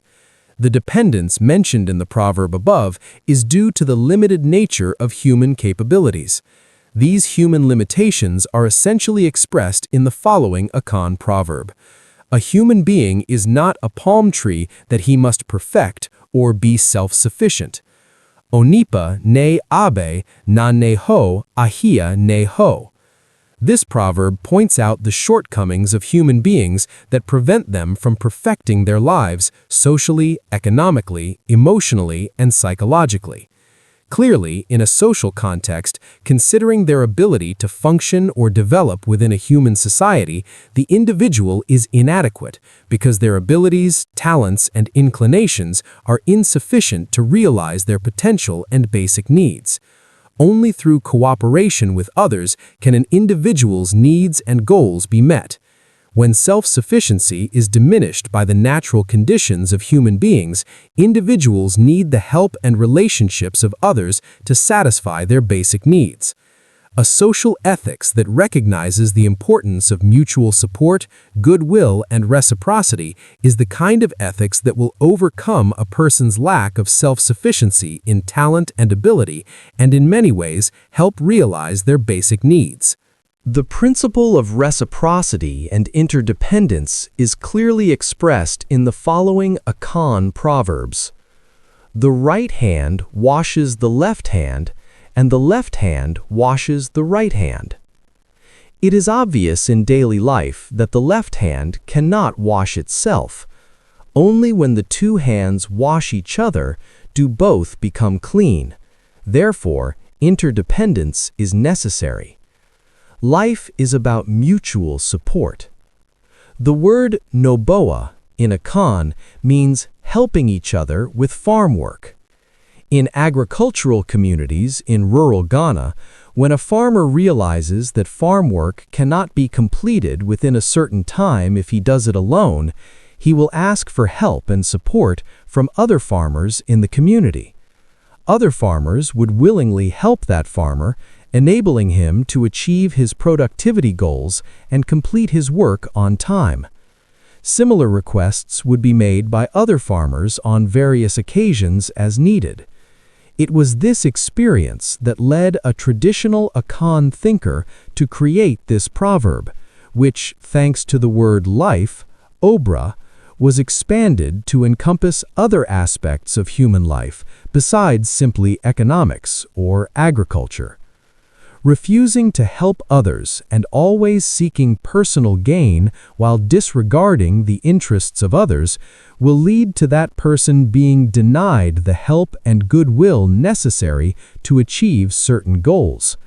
Because you have refused to help those in need or who are struggling, you are very likely to face similar refusal or rejection when you yourself need help, perhaps even more help. The ethics of communal life, as in any community, demands mutual assistance or reciprocity as a moral imperative in a world where human beings, weak and limited in many ways, are vulnerable. Therefore, mutual assistance becomes a moral obligation. The view that human beings, due to their limitations, deserve help is expressed in the following proverb. A human being needs help. Onipa hia moi. The Akan word, translated as need, is hia, and when used in this proverb, it carries a normative meaning. Therefore, it does not simply express a fact about human life or human circumstances. The true meaning of the proverb is that human beings deserve help and therefore should be helped. It also means that human beings should be considered objects of moral concern and therefore should receive help from others in appropriate circumstances. The reasons why you should help those in need are also stated in the following proverb among other reasons. Your neighbor's situation may also be your situation. Woyonko da ne wo da. There are two important things to point out about this proverb.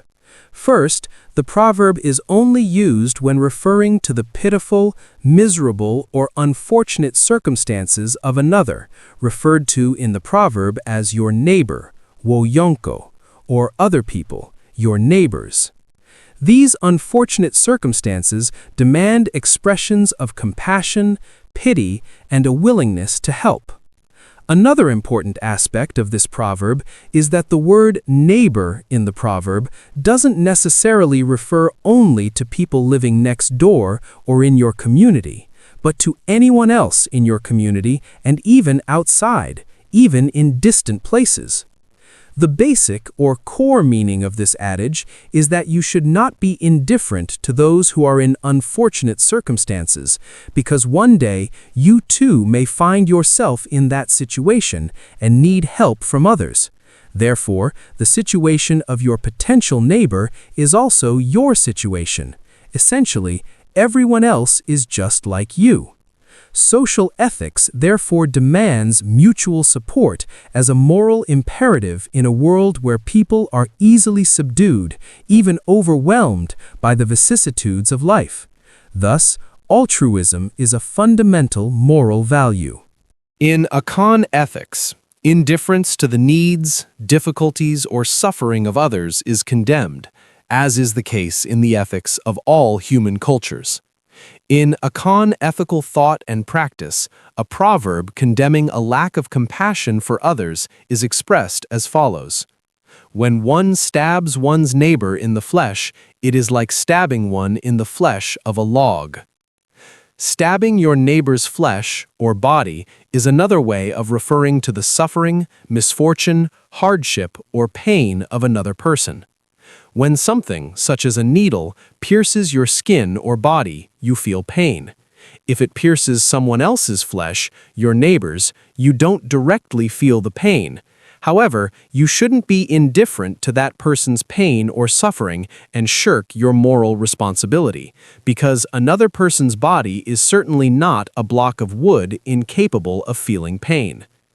The proverbs mentioned above, and many others similar in content and purpose, all emphasize social morality.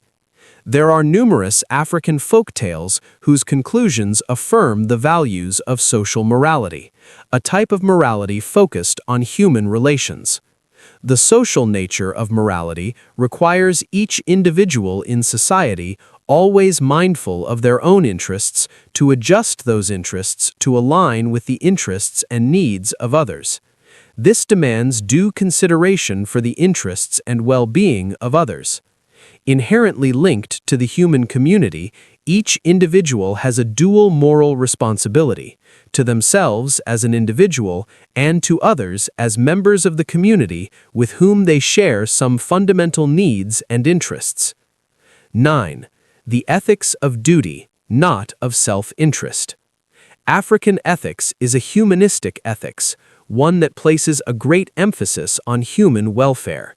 It can be said that concern for human welfare is central to the African value system. This orientation of African ethics undoubtedly stems from the humanistic perspective characteristic of traditional African life and thought.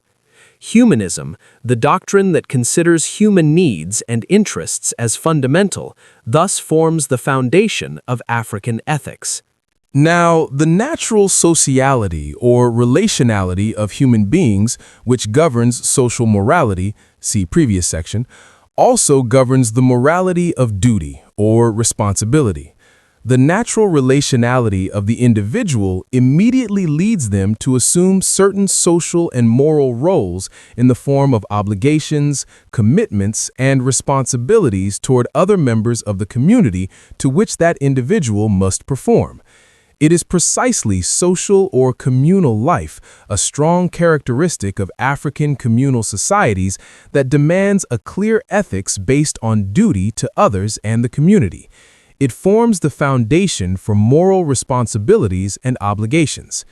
There appears to be a conceptual link, perhaps a practical one as well, between social morality dictated by the spirit of community and moral obligation compelled by that same spirit. The ethics of duty is the ethics that requires each individual to show concern for the interests of others. Moral values such as compassion, solidarity, mutual assistance, cooperation, interdependence, and social welfare, considered principles of communal ethics, primarily impose obligations on individuals towards the community and its members. All these considerations elevate the concept of duty to a status similar to that of rights in Western ethics. African ethics does not disregard human rights. However, it is not overly obsessive or short-sighted in its emphasis on rights. In this ethics, duty is more important than right, not the other way around as in Western ethical systems. Attitudes toward or the performance of duty are driven by a sense of need rather than of right. In other words, people perform and should perform their duty toward others not because of those people's rights, but because of their needs and well-being. From the above discussions, it is clear that African ethics takes a stance against what are called overduty actions. Overduty is defined as an action deemed to exceed one's obligation, that is, an action deemed to go beyond what a person is required to do as a moral subject. In most Western ethical philosophy literature, overduty is not considered a strict moral obligation. Therefore, it is neither morally obligatory nor forbidden. Thus, according to this argument, neglecting or overlooking its performance is not wrong, even if it is good and commendable due to its value and consequences for others if performed. It is considered a commendable but optional act, an act that can be performed if you feel the urge, but is not necessarily required. Thus, in Western literature, a distinction is made between moral obligation and exceeding one's duty, where moral obligation is considered mandatory and righteous, while exceeding one's duty is not mandatory and is optional, not a righteous moral obligation. The theory of superduty is clearly a paradox, for why would a good and morally commendable act, which can bring happiness to another person, or many others, not create an obligation or compulsion to perform it? Normally, we would think there is a moral link between good and should, and therefore a morally good act should be performed. If an act is morally good, then it should be performed. African ethics, being humane, social, and oriented towards duty rather than rights, does not distinguish between moral duty and transcendent duty, duties that go beyond requirements and therefore do not need to be performed. In the context of our shared humanity, setting limits on moral duties or responsibilities is inappropriate and would even diminish our humanity. While it is true that as human beings we are limited in many respects and therefore cannot fulfill our moral obligations to everyone at all times, the scope of our moral obligations should not be limited. African humanistic ethics will seek to integrate moral obligation and moral ideals being the basis of so-called transcendental obligation, into a broader moral universe.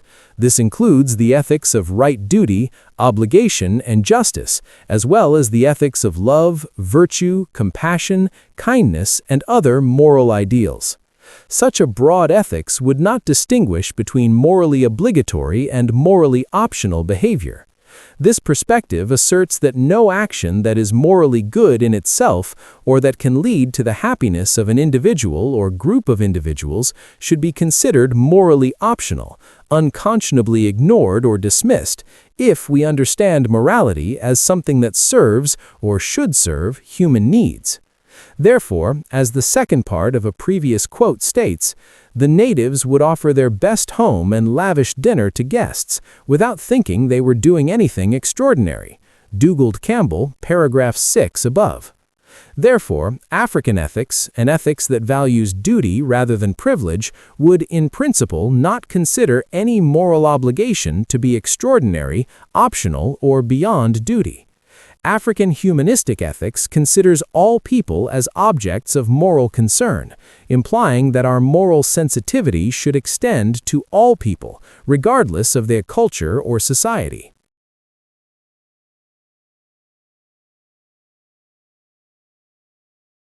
Chapter 7. African Sages. African sage philosophy is now commonly used to refer to the ideology formed by those considered wise within the African community, and more specifically to those who seek a rational foundation for ideas and concepts used to describe and perceive the world by critically examining the rationality of those ideas and concepts. The term gained popularity thanks to a project undertaken by the late Kenyan philosopher Henry Odera Oruka, whose main goal was to demonstrate that critical reflection on topics of fundamental importance was always a concern for a select few in African society. These topics included questions about the nature of the supreme being, the concept of humanity, the meaning of freedom, equality, death, and belief in the afterlife. The evidence Oruka gathered regarding the rationalization of these themes by indigenous sages is contained in dialogues, many of which appear in his classic work, Sage Philosophy. Indigenous Thinkers and the Modern Debate on African Philosophy. Oruka's Project. The following two examples from this text illustrate Oruka's questioning method and purpose. When asked what he thought of his community's Luo concept of collectivism, Paul Mbuya Akoko responded as follows. Now, in the sense that we can rightfully say that the Luo people, in the traditional context of practicing communalism, did not mean everyone generously sharing property or wealth, their concept of communalism, in my opinion, was cooperative in nature. For example, when one person owned cattle, everyone, in practice, owned cattle. Because the cattle owner would distribute his cattle to those who did not own their own so that the less well-off could take care of them, but never give them away completely. As a result, everyone had cattle to care for and therefore had milk to drink. Another sage, Okemba Simiyu Chayungo from the Bukusu community, answered the question, "What is truth?" as follows. When something is true, it is exactly as you see it. It is just itself. Like this bottle, the truth is it is just a bottle, just itself. Truth is good. Lies are bad. They are evil. A truth teller is accepted by good people. A liar may have many followers, but he is evil. And in response to a question from an interlocutor, why do people lie, he replied, so they can eat, so they can gain illusionary fame.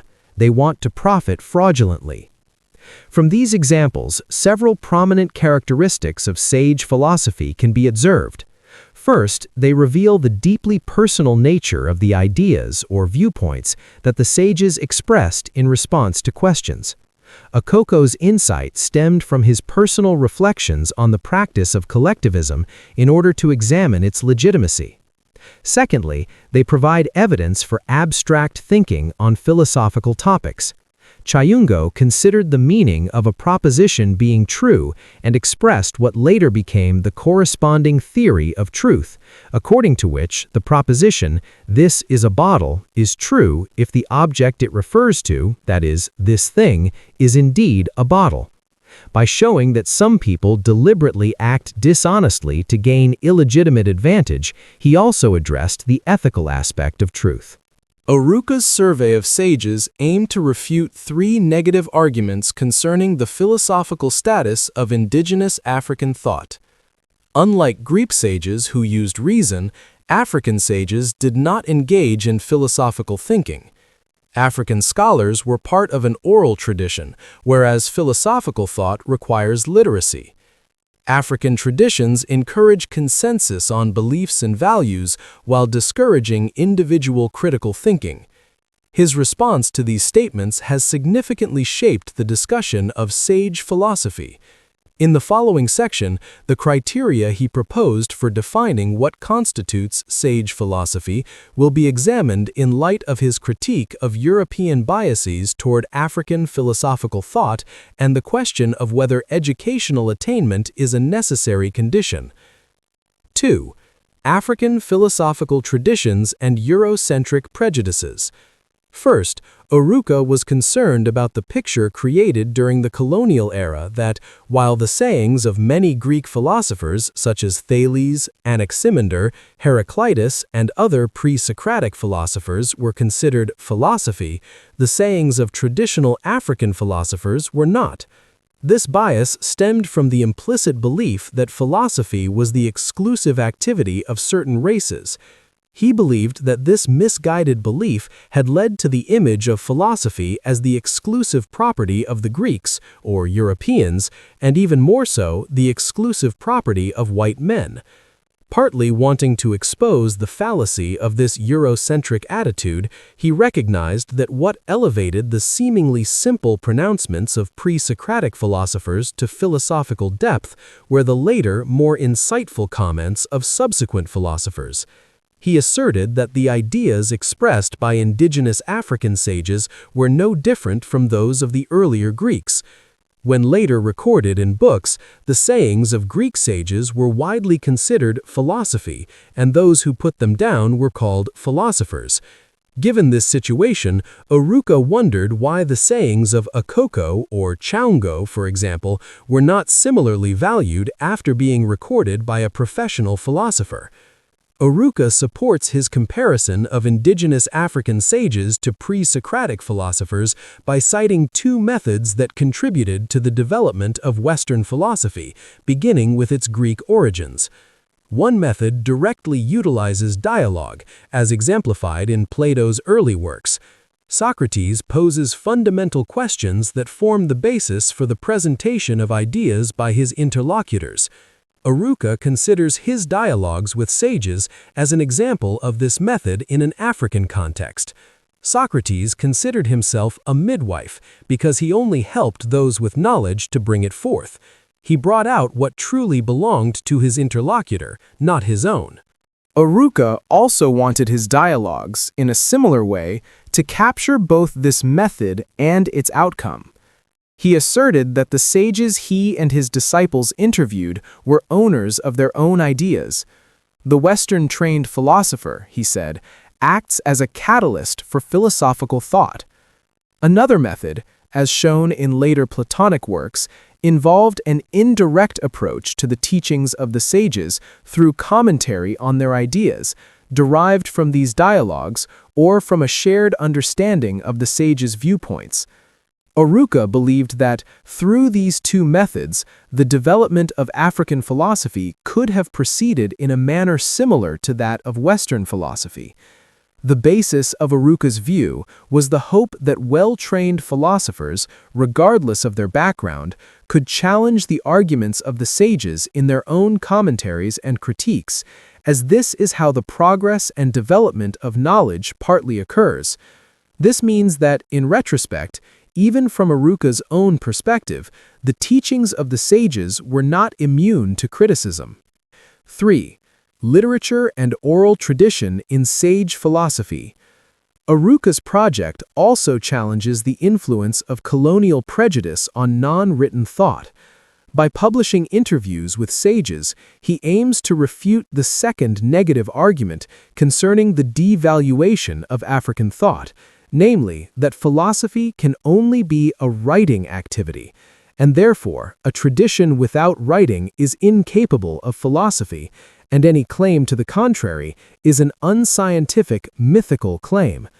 He asserted that there were African thinkers not yet integrated into written traditions whose memories, in terms of consistency and organization, were as good as the information recorded in books. In response to his opponents, he warned, "The argument, as critics have done, not only regarding sage philosophy, but also African philosophy in general, that Africa started late in the field of philosophy simply because we lack written records of past African philosophical activity, is a mistake in limiting the sources from which we can find traces of that activity." Peter Bodenrin is particularly critical of Oruka's approach to sage philosophy. He argued that proving that there were people, such as indigenous sages, capable of philosophical thought was one thing, but proving that African philosophers engaged in systematic, organized reflection on their people's traditions was an entirely different matter. Regarding Bodenrin's first objection, Oruka's response, as stated above, is that philosophers often work to refute other ideas, whether those of other philosophers or those prevalent within the philosopher's own context. Oruka offered a more lengthy response to Bodenrin's second objection. In another essay, widely known by his name, Oruka identified four main trends that constitute African philosophy: African nationalist philosophy, African nationalist thought philosophy, African professional philosophy, and, of course, the African sage philosophy under consideration here. These trends not only reveal the different approaches African philosophers have taken to clarify and systematize the fundamental principles underlying various aspects of African life, but also demonstrate that African philosophy is not confined or restricted to academic institutions. Indeed, many African philosophers seek inspiration and themes for philosophical reflection far beyond traditional philosophical texts. For example, While engaging in subtle analytical philosophical reflections, African philosophers readily incorporate stories from everyday life and literature into their reflections on the philosophical meaning of cultural events. Aruka is particularly wary of a small group of professional African philosophers whose views on traditional African ways of thinking mirror European prejudices in denying African reason within their traditional context. According to Aruka, this attitude is equivalent to claiming that Africans lack a systematic, organized philosophical tradition of reflection on their own thoughts, beliefs, and practices. He argues that this view is most eloquently and forcefully expressed by Peter Bodenrin. In Aruka's own assessment, Bodenrin seriously underestimated a crucial point in the long-standing tradition of Western scholarship, popularized by the works of Lévi-Breuil, which denied not only the existence of systematic, organized philosophical reflection, but also the very reason of the African people. Aruka argues that this view is quite absurd because no human society could exist for a reasonable period of time, let alone make progress in its own understanding and actions, if it lacked reason, or if the ideas and concepts upon which its culture was built were meaningless. On the other hand, if critics of African sage philosophy rely on the lack of written philosophical treatises to dismiss the possibility of its existence, Aruka countered by arguing that to survive as a philosopher, one does not necessarily have to write down their thoughts, or that they have to be progressive, meaning they have to be commented on or even passed down to future generations. While systematic thinking is important for the structure and consistency of good thinking, neither systematic thinking nor the preservation of thought necessarily requires literacy. He argued that preservation, in particular, is carried out selectively by generations for various reasons and circumstances, and therefore it is not in itself a measure of the philosophical quality of a person's thought. Just as thought can be expressed in writing or through unrecorded oral reflections, for example, the sayings and arguments of sages may be preserved by the sages for a long time, or quickly forgotten and become insignificant fragments in the history of a community, remembered only by a select few who were particularly affected by them. Aruka's view, as Kwasi Wiredu, another African philosopher and contemporary of Aruka, also strongly argues, is that there is no harm in African philosophers creatively incorporating influences from other traditions into their critical assessments of African beliefs and practices in various fields. Such incorporation is part of highlighting the interaction between philosophy and practice. Aruka believes that, as he explains in Contemporary African Philosophical Trends, this is precisely what Kwame Nkrumah, Leopold S. Senghor, and Julius K. Nyerere, for example, did in forming their political philosophical positions, what Aruka calls ideological trends, all yielding different results. 4. Ethnophilosophy, consensus, and critical thought on Africa. Although the term ethnophilosophy had been used by other authors before, it became famous thanks to the work of the Beninese philosopher Pauline Hontanji. Perhaps unaware that the term had been used before, Hontanji criticized the Bantu philosophy of the Belgian missionary Placide Tempels, as well as his disciples, including the French philosopher and ethnographer Marcel Griol, and the Rwandan philosopher Alexis Kagame, and the Kenyan theologian John Mbiti, for having viewed African philosophy as an anonymous system of thought without any individual thinkers to proclaim or explain it. By the late 1960s, the positive reception in English-speaking Africa, not only of Tempel's Bantu philosophy, but also of John Mbiti's African religion and philosophy, and Marcel Griol's dialogue with Ogo Temeli, which had just been translated into English, coincided with a rising wave of political and cultural nationalism across the continent. The third counterargument Aruka seeks to challenge concerns the philosophical status of indigenous African thought. ethno-philosophy has mistakenly popularized the view that traditional Africa is a place of philosophical consensus and that African traditions encourage consensus on beliefs and values. If this were true, it would leave no room for individual thinkers like Socrates or Descartes with their own independent views on these issues.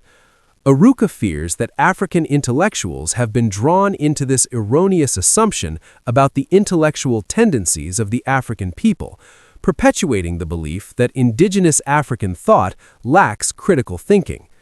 This situation is further exacerbated by the emergence of new political movements in post-independence African nations, where one-party political systems are emerging. By banning opposition politics on the grounds that it is both un-African and anti-national, political leaders often invoke this concept of consensus. The Sage Philosophy Project countered this claim of African unity, which Oruka deemed absurd, by providing empirical evidence of intellectual diversity among indigenous thinkers. Oruka asserted that while rulers everywhere craved unity, thinkers thrived in dialogue and diversity of viewpoints. He pointed out that the philosophy of the sages is about thinkers, not about rulers. Oruka's desire to distinguish sage philosophy from ethnographic philosophy was also a response to another misconception, partly perpetuated by ethnographic philosophy, that indigenous African thought was anonymous. A key accusation against ethnographic philosophy was that by simply presenting the doctrines of African beliefs allegorically, one created the impression that indigenous African modes of thinking were deeply rooted in mythological images of reality, thus leaving philosophical ideas largely unexplained. With this in mind, Oruka's project aimed to combat two types of misconceptions about indigenous African thought.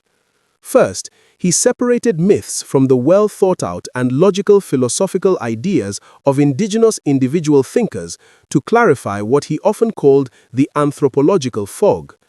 Second, he refuted the idea that Africans needed a spiritual leap from mythology to embrace philosophical thought.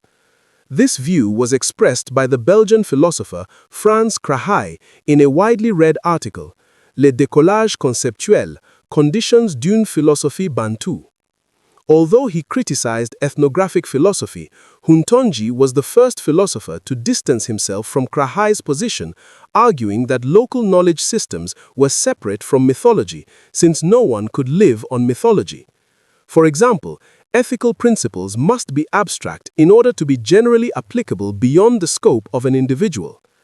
According to Wairedu, such independent and critical thinking exists in various forms within the Akan community and forms the basis of often lengthy debates among elders seeking consensus on issues under discussion.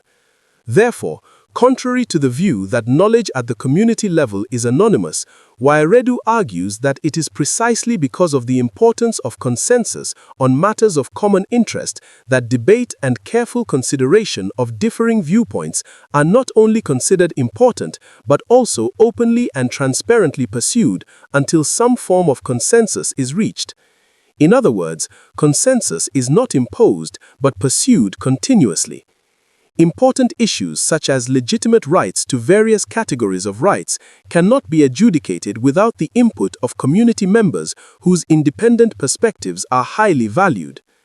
Another argument Oruka makes to refute the notion of consensus in traditional African thought can be found in the ideas of thinkers whose thinking stems from a critical analysis and evaluation of everyday experiences within their communities.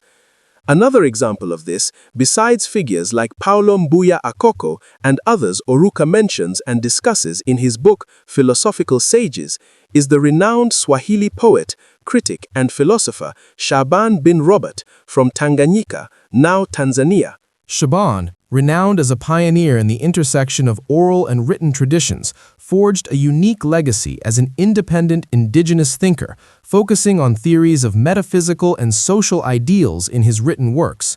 Regarding the first, in his work entitled Utuborum Kulima, Shaban theorized the attributes of the ideal human being by strongly arguing, in a dialogical context, that an ideal person is a morally upright individual striving to be a perfect member of the community, and therefore whose concern for the common good transcends personal gain. Regarding social ideals, Shaban argues in Kusadikika that a good society is defined as one in which all members enjoy basic rights and are treated equally regardless of gender, age, or social status. This makes Robert Shaban an example of a liberal thinker whose ideas bridge the gap between indigenous or pre-colonial social structures and values and so-called modern society, whose values are significantly influenced by colonial occupation and interests, as well as new economic, political, and moral values. In these senses, Robert Shaban's thought and writings complement those of other indigenous thinkers in their critique of both indigenous and new modes of existence. For Oruka, these are signs that indigenous identity does not equate to anonymity and intellectual stagnation, as many mistakenly believe. 5. What is considered the philosophy of the sages?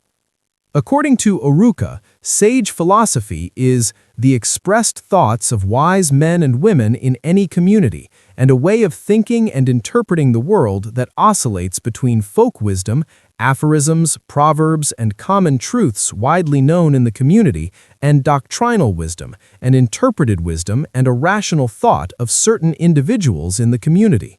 However, Oruka held very clear views on who qualified as a philosophical sage and how to distinguish them from other sages.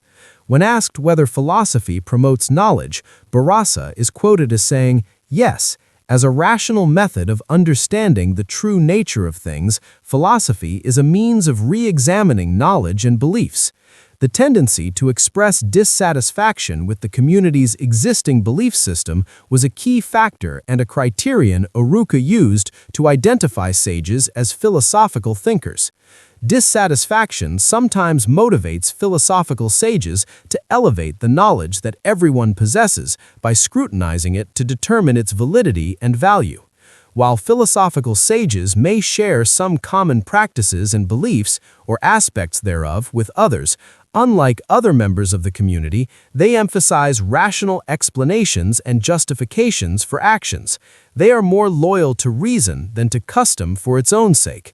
As a result, sages are often not only sources of new knowledge, but also catalysts for change in their communities. In the example given above, Mbuya defines communalism based on an ethics that considers the welfare of others as the guiding principle for action. He points out its goals and limitations as a principle aimed at minimizing socio-economic inequality between the rich and the poor. According to Oruka's perspective, not all members of society conduct analyses and clarify the concepts of the principles underlying what the majority live by. At a practical level, this is merely a custom. Although he acknowledged that there were other indigenous sages within African communities, he distinguished them from philosophical sages like Mbuya and Chawungo, who were committed to critical inquiry and laying a rational foundation for values and beliefs. These other indigenous sages, who might have been wise in a certain sense but lacked a critical orientation, served as keepers of their community's belief statements, things they had learned and could repeat or teach to others, precisely what they were supposed to remember. This second group is clearly exemplified by Ogotemeli, a sage of the Dogon community in present-day Mali. His teachings were recorded and commented on by the French philosopher and ethnographer Marcel Griol in his classic work Dialogue with Ogotemeli, an introduction to Dogon religious thought, one of the outstanding texts on indigenous African thought. Ogotemeli presents the collective knowledge of the Dogon community, including not only their highly complex theories about the origin of the universe and the subsequent development of material and non-material entities within it, but also an astonishing astronomical system demonstrating the Dogon's pre-telescopic knowledge of the Sirius stars A and B and their trajectories across the sky. However, despite this pioneering scientific and mathematical genius, throughout the entire presentation, Ogotemeli is not seen as a thinker, but rather as a representative and storyteller of his community's collective memory. His voice was drowned out by the common expression of the community. According to Oruka, the absence of any direct personal reflection on the issues being discussed was sufficient to qualify Ogotemeli as a folk sage. A folk sage is someone who is very intelligent and skilled at telling stories about beliefs and myths imposed by tradition. Such a person can explain those beliefs and values in detail and may even present the relationship between mythological symbols and the lessons within and for the society they are meant to illustrate. But while folk sages hardly deviate from the narrative, a philosophical sage, on the contrary, is a person of traditional African culture capable of critical, second-order thinking on the various problems of human life and nature.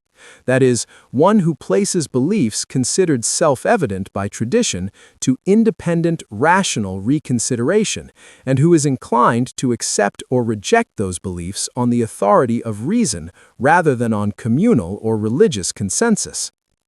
The Onisegun, whose identities Hallen and Sodipo deliberately kept secret for privacy reasons, who explained and clarified the traditional thought of the Yoruba people, were undoubtedly wise and deeply knowledgeable individuals.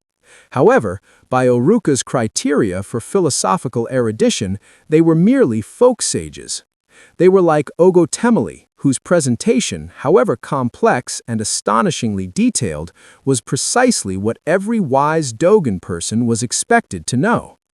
Oruka distinguishes between folk sages and philosophical sages based on the distinction between those who pursue the rational foundations of beliefs and values, as opposed to those who merely recount them as they appear in their community's belief system. The argument regarding the uncertainty of W.V.O. Quine's radical translation poses a significant challenge to the interpretations of conceptual content and meaning of Yoruba terms provided by the Onisegun to Hallen and Sodipo. Quine attacked the notion of universal propositions and meanings that translators often assume exist in all languages. This raises questions about the practices of anthropologists studying African belief systems. According to Quine, Hallen argues that given the cumulative effects of uncertainty in translation between vastly different languages, another explanation for such contradictions might be that translators resort to contradiction because they, perhaps unintentionally, were unable to achieve a definitive or accurate translation. No accurate translations of logically equivalent expressions in their own languages are found in non-Western modes of thinking. Anthropologists have been quick to conclude that the problem lies in non-Western modes of thinking, seemingly lacking a way to reconcile rational expressions. However, Hallen and Sodipo's conversations with the Yoruba sages illustrate what happens when one attempts to translate, among other words, the English term "no" into Yoruba. Their comparative analysis reveals that our conceptual assumptions about reality are often tied to the natural language we speak. To be fair, Hallen and Sodipo's work is not simply a description of what the Onisegun said. Instead, they attempt to clarify the conceptual meaning conveyed in a language translated as faithfully as possible into propositions, which they contrast with their English equivalents.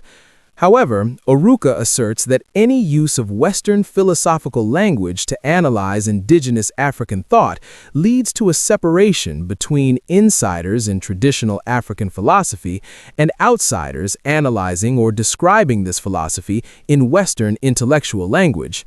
Therefore, the two cannot truly express their thoughts meaningfully to each other, and it would be absurd to assume that one could be an expert on the other's thinking. 6. The conclusion of the African sage. It is not entirely clear what Oruka believed the relationship between the indigenous sage and the Western trained sage should be. What is clear from his observations is that the use of Western philosophers, such as Quine or Wittgenstein, as tools to analyze the conceptual content of African modes of thought has allowed some scholars to advocate what they call African philosophy using terminology given in Western philosophy. To date, no one has provided an explanation of what constitutes the language of African philosophy. At least on this point, Aruka seems to stand outside the views of philosophers like Appiah, Wiridu, and Jeki. He understands that the work of professional philosophers differs from that of philosophical sages and expresses a desire that they may maintain that distinction as a way of preserving tradition. This idea seems to be implied through his regret that the tragedy of mankind is that the Western intelligentsia, over the years, has succeeded in imposing their culture and philosophy on the masses. Thus, for example, English philosophy is considered to be the texts of Locke, Hume, Bacon, Russell, etc. Aruka's concern for preserving indigenous thought reveals his desire to keep the professional school of philosophy separate from the sage school of philosophy to ensure the intellectual integrity not only of the sages but of the entire African heritage. He worried that the language of African professional philosophers was too dependent on Western conceptual vocabulary, and that the uncontrolled imposition on indigenous conceptual systems could ultimately contribute to their decline. Among African philosophers, Kwasi Wiredu is particularly sympathetic to Aruka's concerns. Writing about the need for conceptual decolonization in African philosophy, Wiredu argues that this need means avoiding or reversing, through critical conceptual self-awareness, the assimilation that has been overlooked in our thinking, that is, in the thinking of contemporary African philosophers, of conceptual frameworks embedded in foreign philosophical traditions that have influenced African life and thought, and exploit as wisely as possible the resources of our indigenous conceptual schemas in our philosophical reflections on even the most technical problems of contemporary philosophy. At the same time, Wiredu agrees with other philosophers such as Appiah and Jeki in emphasizing that while the beliefs, proverbs, and customs of African cultures should be included in the philosophical reflections of professionals, these folk elements must also be seriously analyzed and evaluated, because there is no pretense that the use of indigenous African languages will necessarily lead to immediate philosophical enlightenment. Aruka believed that professional African philosophers could interact with their learned colleagues provided there was enough space for each to develop individually. This idea revealed his desire to broaden the scope of mainstream philosophical activity beyond the institutional confines of academia, which he considered intimately tied to colonial heritage.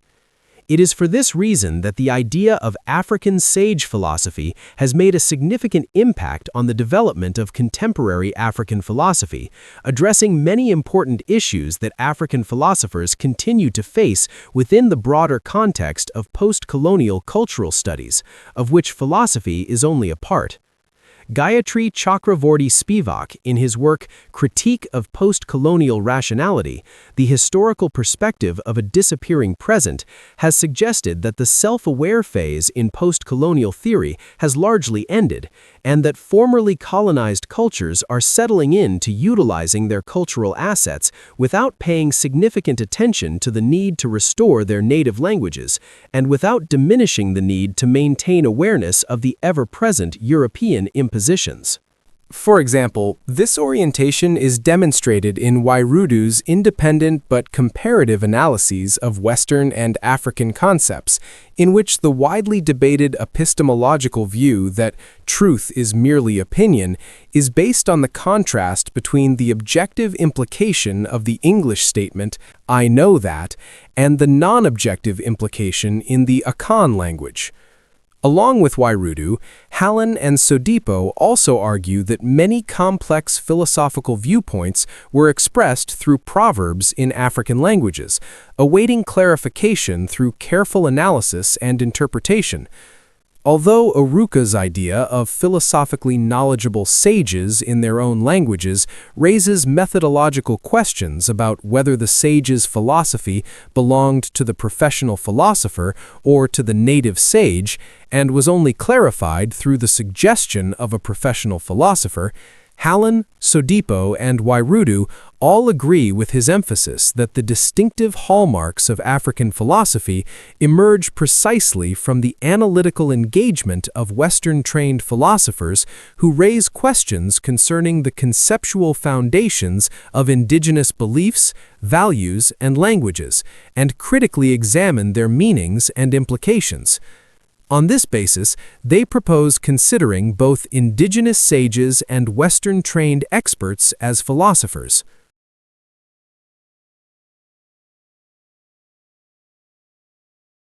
Chapter 8. Contemporary Philosophy. Contemporary Africana philosophy did not emerge as a purely academic discipline detached from life, but rather from a specific historical context where experience, enslaved, colonized, racially discriminated against, and excluded from the mainstream intellectual space, became a fundamental condition for thought. From the outset, Africana philosophy has posed a question that is both philosophical and political: whether the lived experiences of people of African descent and African communities within the diaspora can become a legitimate foundation for philosophy, or whether they should be considered merely marginal sociological, historical, or anthropological data. This issue is not merely an academic debate, but a direct confrontation with the way traditional Western philosophy has defined itself as a universal, neutral, and ahistorical field, while in reality being built on Eurocentric assumptions and systematically excluding voices outside that orbit. The term Africana philosophy is not simply synonymous with African philosophy in a geographical sense, but rather refers to all forms of philosophical thought arising from the historical, cultural, and political experiences of people of African descent in Africa, the Americas, the Caribbean, and other diaspora communities. It is this breadth that distinguishes Africana philosophy from traditional approaches that confine philosophy to national or regional borders. Instead, Africana philosophy emphasizes the transnational, transhistorical, and transinstitutional nature of the African experience, particularly the lasting consequences of transatlantic slavery, colonialism, and modern racism. Within this framework, philosophy is no longer the product of detached individual geniuses, but a conscious reflection on the living conditions, power dynamics, and survival of an oppressed community. One of the central debates in contemporary Africana philosophy revolves around the question of orthodoxy, whether Africana philosophy is philosophy in the strict sense, or merely a form of political or cultural thought. Critics argue that philosophy must be highly abstract, universal, and detached from specific historical contexts, and therefore works closely tied to issues of race, oppression, and liberation do not meet that standard. Conversely, Africana philosophers argue that it is this narrow definition that is the product of a power tradition, in which universality is essentially a European experience elevated to a global norm. From this perspective, Africana philosophy does not impoverish philosophy, but forces it to confront its own implicit assumptions, particularly the relationship between knowledge, power, and exclusion. Contemporary Africana philosophy is not a unified school in terms of method or content. Instead, it is a diverse space for debate where different approaches coexist and clash. Some thinkers emphasize the role of African intellectual history, seeking to revive and reinterpret philosophical traditions obscured by colonialism. Others focus on phenomenological analysis of the lived experience of Black people in modern society, particularly feelings of alienation, being seen as the other, and being placed in a state of constant vulnerability.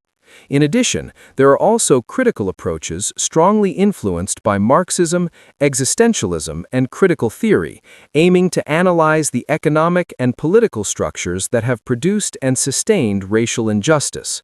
Another key aspect of Africana philosophy is the tense relationship between descriptive and normative aspects. Africana philosophy not only describes the world as it is, but also questions how the world should be organized to be more equitable. Therefore, the lines between philosophy, ethics, and political theory in Africana philosophy often blur. This is not a sign of theoretical weakness, but rather reflects the realization that for oppressed communities, separating thought from action and moral responsibility is a luxury. Philosophy, in this context, becomes a reflective practice intertwined with social struggle and transformation. In the contemporary context, Africana philosophy has expanded into many new fields, such as the philosophy of race, the philosophy of gender and sexuality, Africana aesthetics, and the philosophy of social sciences. These fields do not exist in isolation, but constantly interact with each other, reflecting the complexity of the African experience in a globalized world. For example, Africana aesthetics not only studies art as an aesthetic object, but also views it as a space of resistance, where oppressed communities reaffirm their humanity and imagination against dominant structures. Similarly, gender philosophy in the Africana tradition cannot be separated from the issue of race because these forms of oppression are intertwined and reinforce each other in real life. Overall, contemporary Africana philosophy poses a fundamental challenge to philosophy in general. If philosophy truly cares about truth, freedom, and justice, it cannot continue to ignore the historical experiences that have shaped the modern world. Instead of standing on the sidelines, Africana philosophy forces philosophy to return to its original question: to whom does philosophy serve, from what is it built, and to what is it accountable? It is at this point that Africana philosophy is not merely a specialized field, but a test case for the entire project of modern philosophy.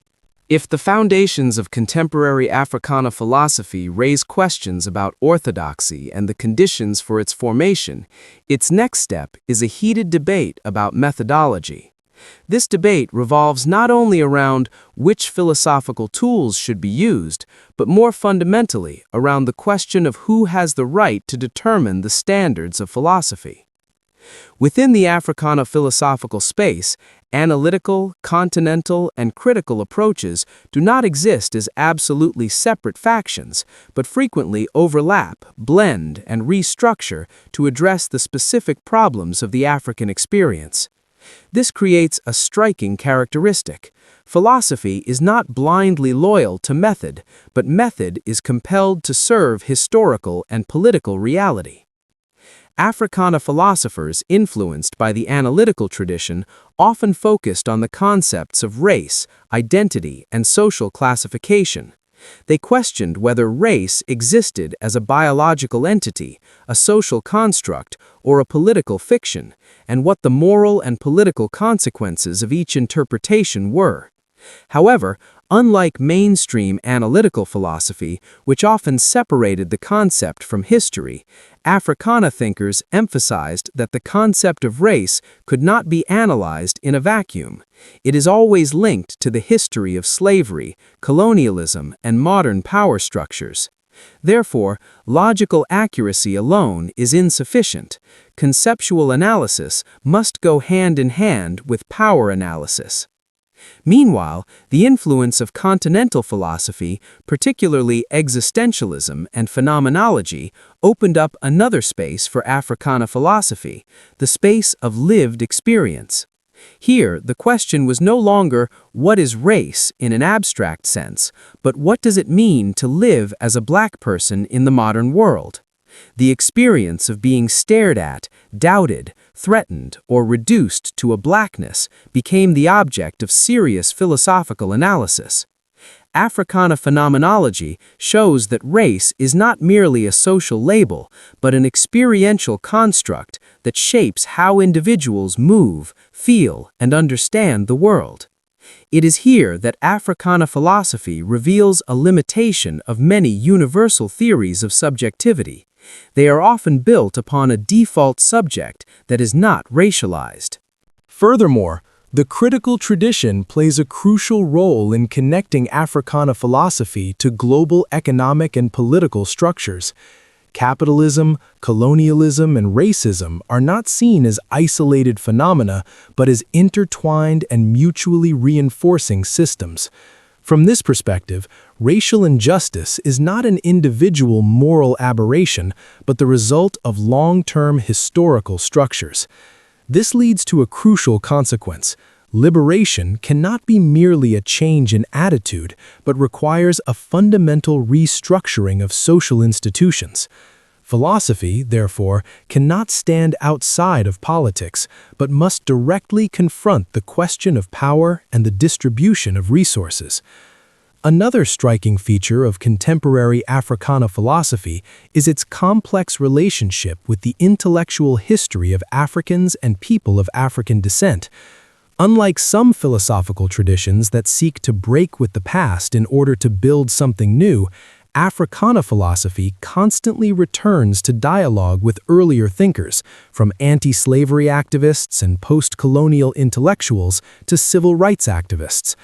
However, this is not a nostalgic glorification. The past is re-examined critically, aiming to understand both its liberating potential and its historical limitations. This helps Africana philosophy avoid the pitfalls of reductionist identityism, which tends to idealize tradition without considering its inherent diversity and contradictions. In this context, Africana political philosophy developed as a central field. Questions about citizenship, the state, democracy, and violence were re-examined from the perspective of communities once excluded from the concept of people. Many thinkers point out that modern political theories, while often speaking of freedom and equality, are typically constructed within social contexts where slavery and colonialism still existed. Consequently, these theories contain unresolved contradictions. Africana philosophy not only criticizes these contradictions, but also seeks to imagine new forms of politics where justice is not limited by racial boundaries or a history of oppression. Africana ethics also has a distinct nuance. Instead of focusing on hypothetical ethical situations, it often stems from real-life circumstances where ethical choices are constrained by structural violence and profound inequalities. This leads to a re-evaluation of concepts such as responsibility, guilt, and obligation. In an unjust world, adherence to abstract moral norms can sometimes perpetuate rather than challenge oppressive structures. Africana ethics therefore emphasizes the context, power relations, and practical consequences of actions, rather than judging them solely according to universal principles. Alongside political and ethical philosophy, Africana aesthetics opens up another dimension of thought. Art, music, literature, and cultural expression are not merely objects of aesthetic analysis, but are living forms of philosophy. They preserve collective memory, express pain and desire, and create space for imagining other possibilities of existence. Africana aesthetics shows that philosophy exists not only in theoretical texts, but also in cultural practices where people struggle to be recognized as full subjects. All these approaches show that contemporary Africana philosophy is not a closed project, but an ongoing process. It constantly questions itself, expands, and adjusts to the changing world. This flexibility makes Africana philosophy one of the most dynamic spaces in philosophy today, where classical issues such as ontology, cognition, and ethics are re-examined in light of history, power, and lived experience. When delving into central themes, contemporary Africana philosophy most clearly reveals its ambition, not merely to analyze the world, but to shake the frameworks of thought that have made that world normal, despite its injustices. In Africana philosophy, race is no longer a supplementary concept used to complement existing theories, but becomes a starting point for restructuring the entire understanding of humanity, society, and knowledge. Racism not only creates material inequality, but also shapes what is considered rational, what is considered intellectual, and who is considered a voice. Therefore, racial analysis is simultaneously an analysis of epistemology and power. One of the key contributions of Africana philosophy is that it points out that identity is neither a fixed entity nor a completely free choice. African and people of African descent are formed in the constant tension between external imposition and internal self-definition. Racism assigns rigid identities to individuals, while liberation projects attempt to reclaim the right to define oneself. Africana philosophy does not fall into either of the extremes of rigid identityism or complete denial of identity, but seeks to understand identity as a historical process, always in motion, always in conflict, and always linked to specific material conditions. The theme of liberation therefore takes center stage. However, liberation in Africana philosophy is not simply understood as the end of legal oppression or formal recognition. Many thinkers emphasize that even when legal barriers are removed, the thought structures and institutions built over centuries continue to reproduce inequality. Liberation, therefore, is not a culminating event, but a long-term process requiring simultaneous transformation in economic, political, cultural, and psychological aspects. At this point, Africana philosophy poses an uncomfortable question to traditional liberal theories. What meaning does individual liberty have when the conditions for actually exercising that freedom do not exist equally? Post-colonialism is another central theme running through contemporary Africana philosophy. The post-colonial experience is not only a concern for formerly colonized nations, but also reflects the psychological state of communities living in the shadow of global power structures.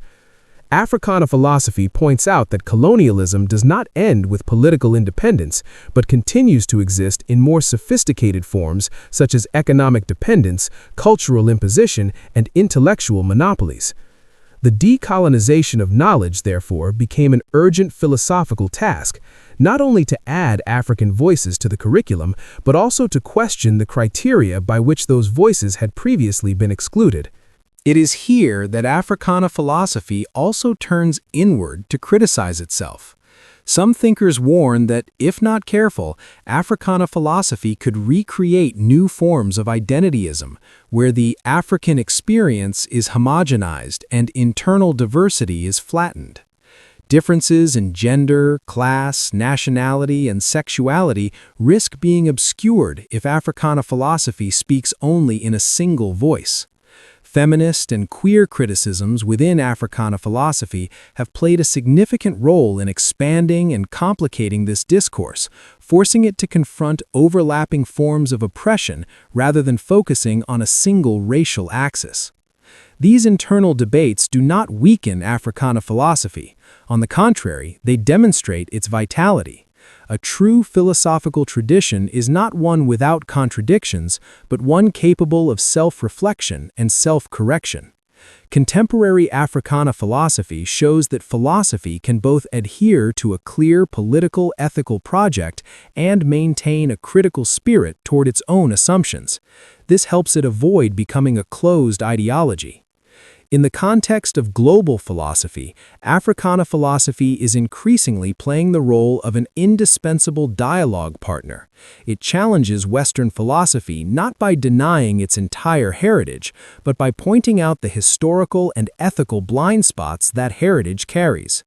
At the same time, Africana philosophy places itself in dialogue with other philosophical traditions in Asia, Latin America, and the Islamic world, where questions of colonialism, modernity, and identity are also vital.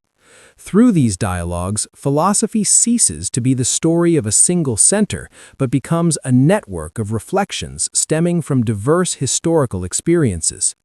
From a distance, contemporary Africana philosophy not only expands the boundaries of philosophical content, but also forces philosophy to confront the question of its own responsibility.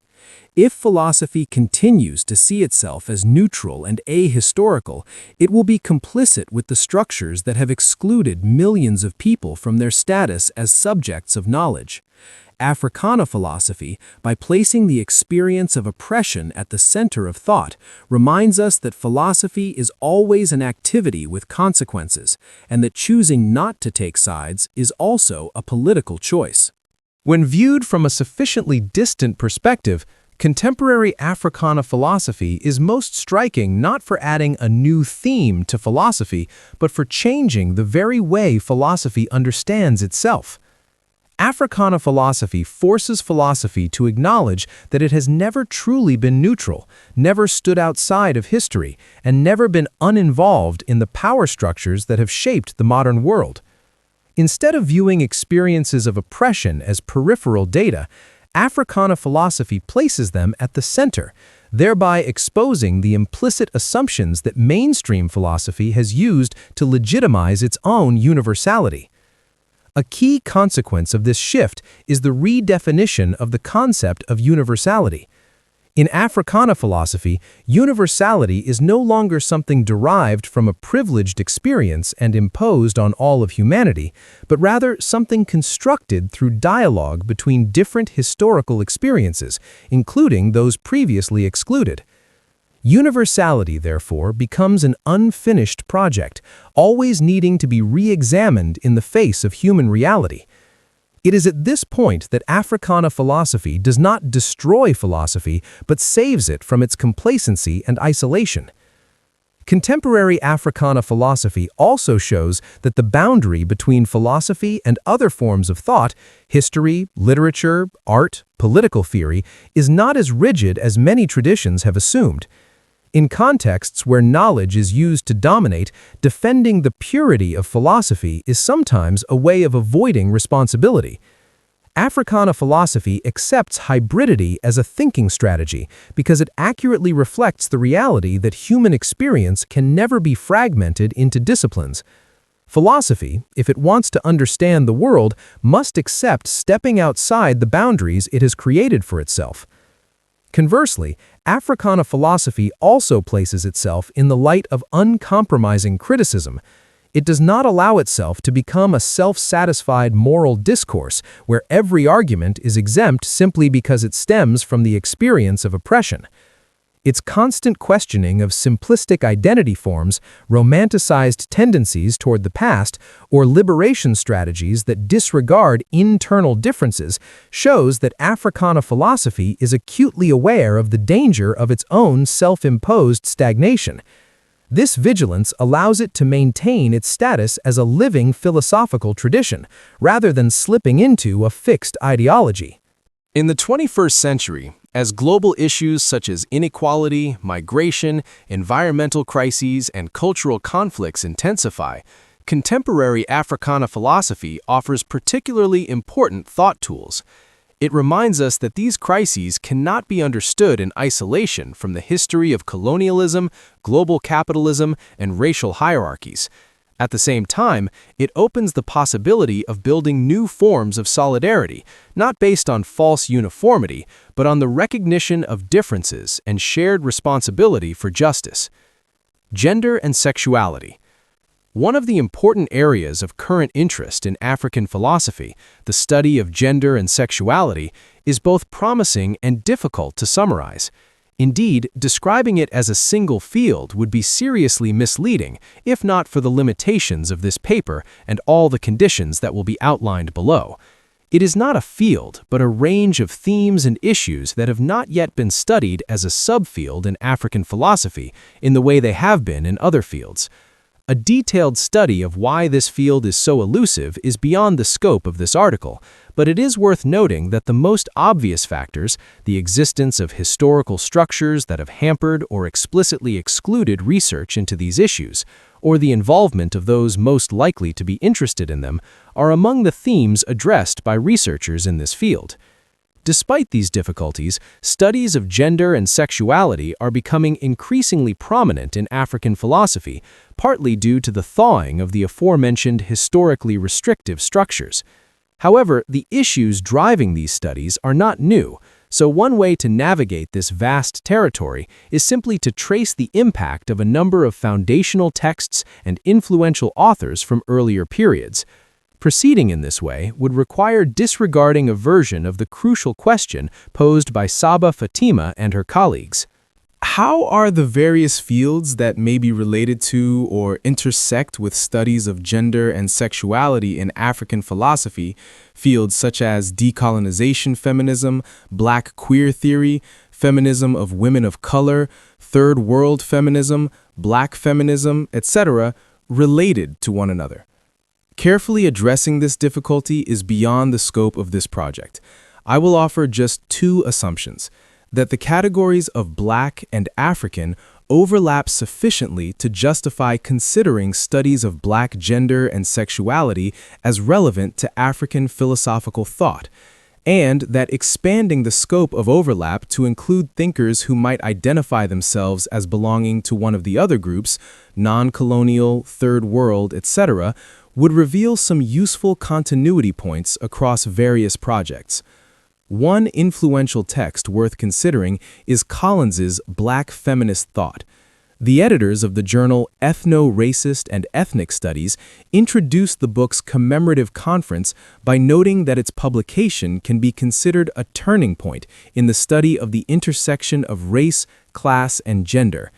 Indeed, of the books on race and ethnicity published in recent decades, few, if any, surpass it in scope and influence.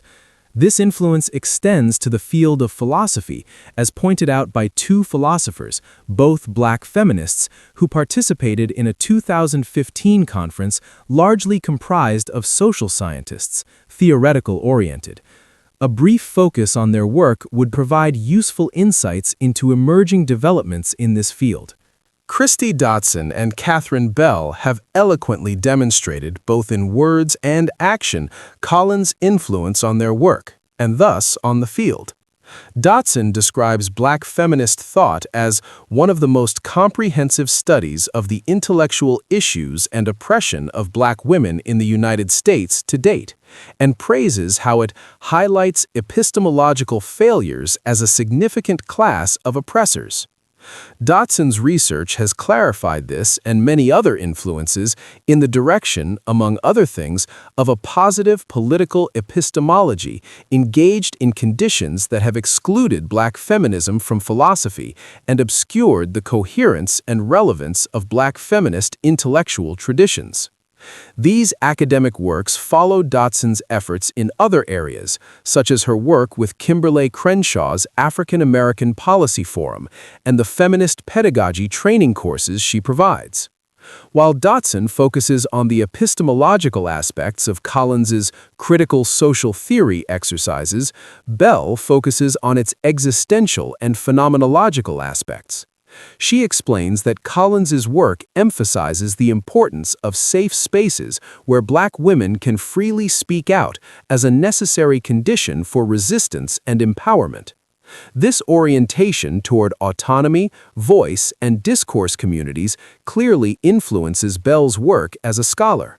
But it also shaped her work as an institution builder, most notably the impetus behind the Collegium for Black Women Philosophers, an organization that since 2007 has aimed, as she puts it, to create a safe space for Black women philosophers to support, encourage, and learn from one another. If the opportunity to inherit Patricia Hill Collins's work inspired two influential figures in contemporary Black feminist philosophy in the United States, the core issues in another author's foundational text propelled a different direction of research in African philosophy on gender and sexuality. Nigerian sociologist Oyeronke Oyewami's The Invention of Women, 1997, helped her become, as Aziel Kotsi and Anami Halsema have noted, one of the most prominent and at the same time most controversial scholars in African feminist thought. Douglas Fisek explains that her central argument is that gender is not an indigenous organizing principle in Yorubaland, that Western body reasoning and biological logic are absent from the Yoruba language and epistemology. This view immediately provoked a strong reaction, including ongoing scrutiny from many contributors to the 2006 special issue on African feminism in Quest, a Journal of African Philosophy. Oyewumi's arguments continue to shape contemporary efforts to rethink the role of gender in African life, as evidenced by her prominent role in recent articles on gender and feminism in the Palgrave Companion.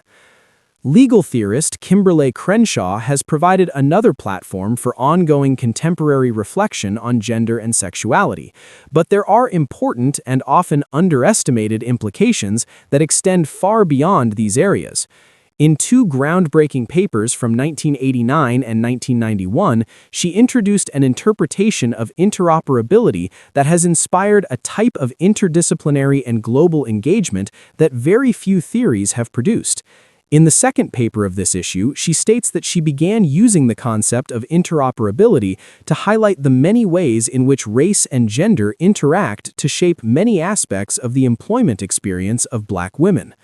A small industry of commentary and analysis has grown from this simple beginning, with scholars, artists, critics, and activists debating the meaning and proper use of interference almost as much as they use it.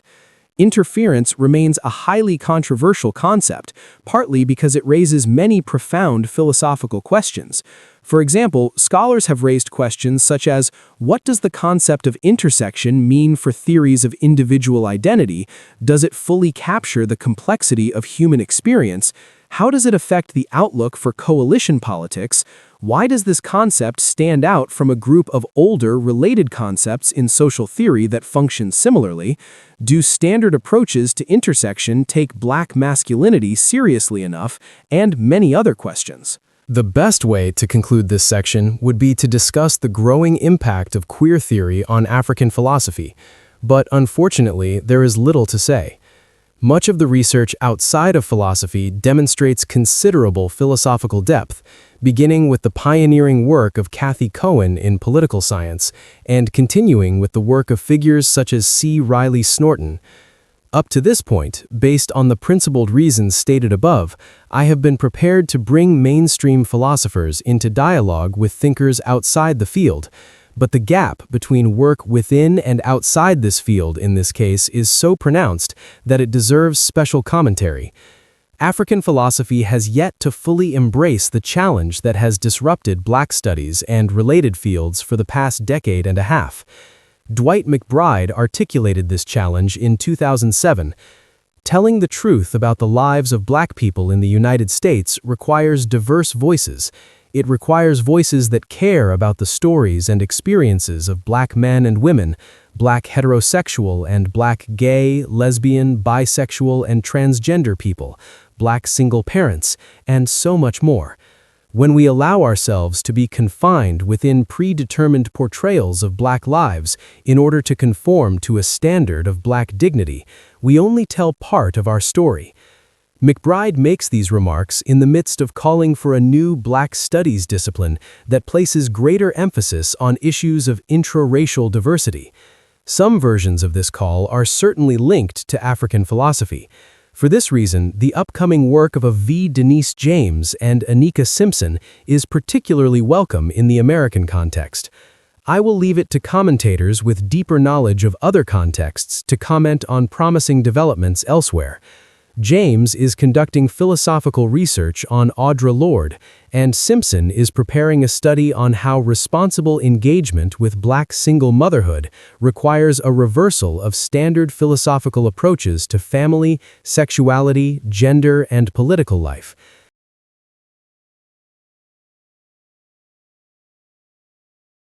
Chapter 9: African Philosophy in Relation to the Global.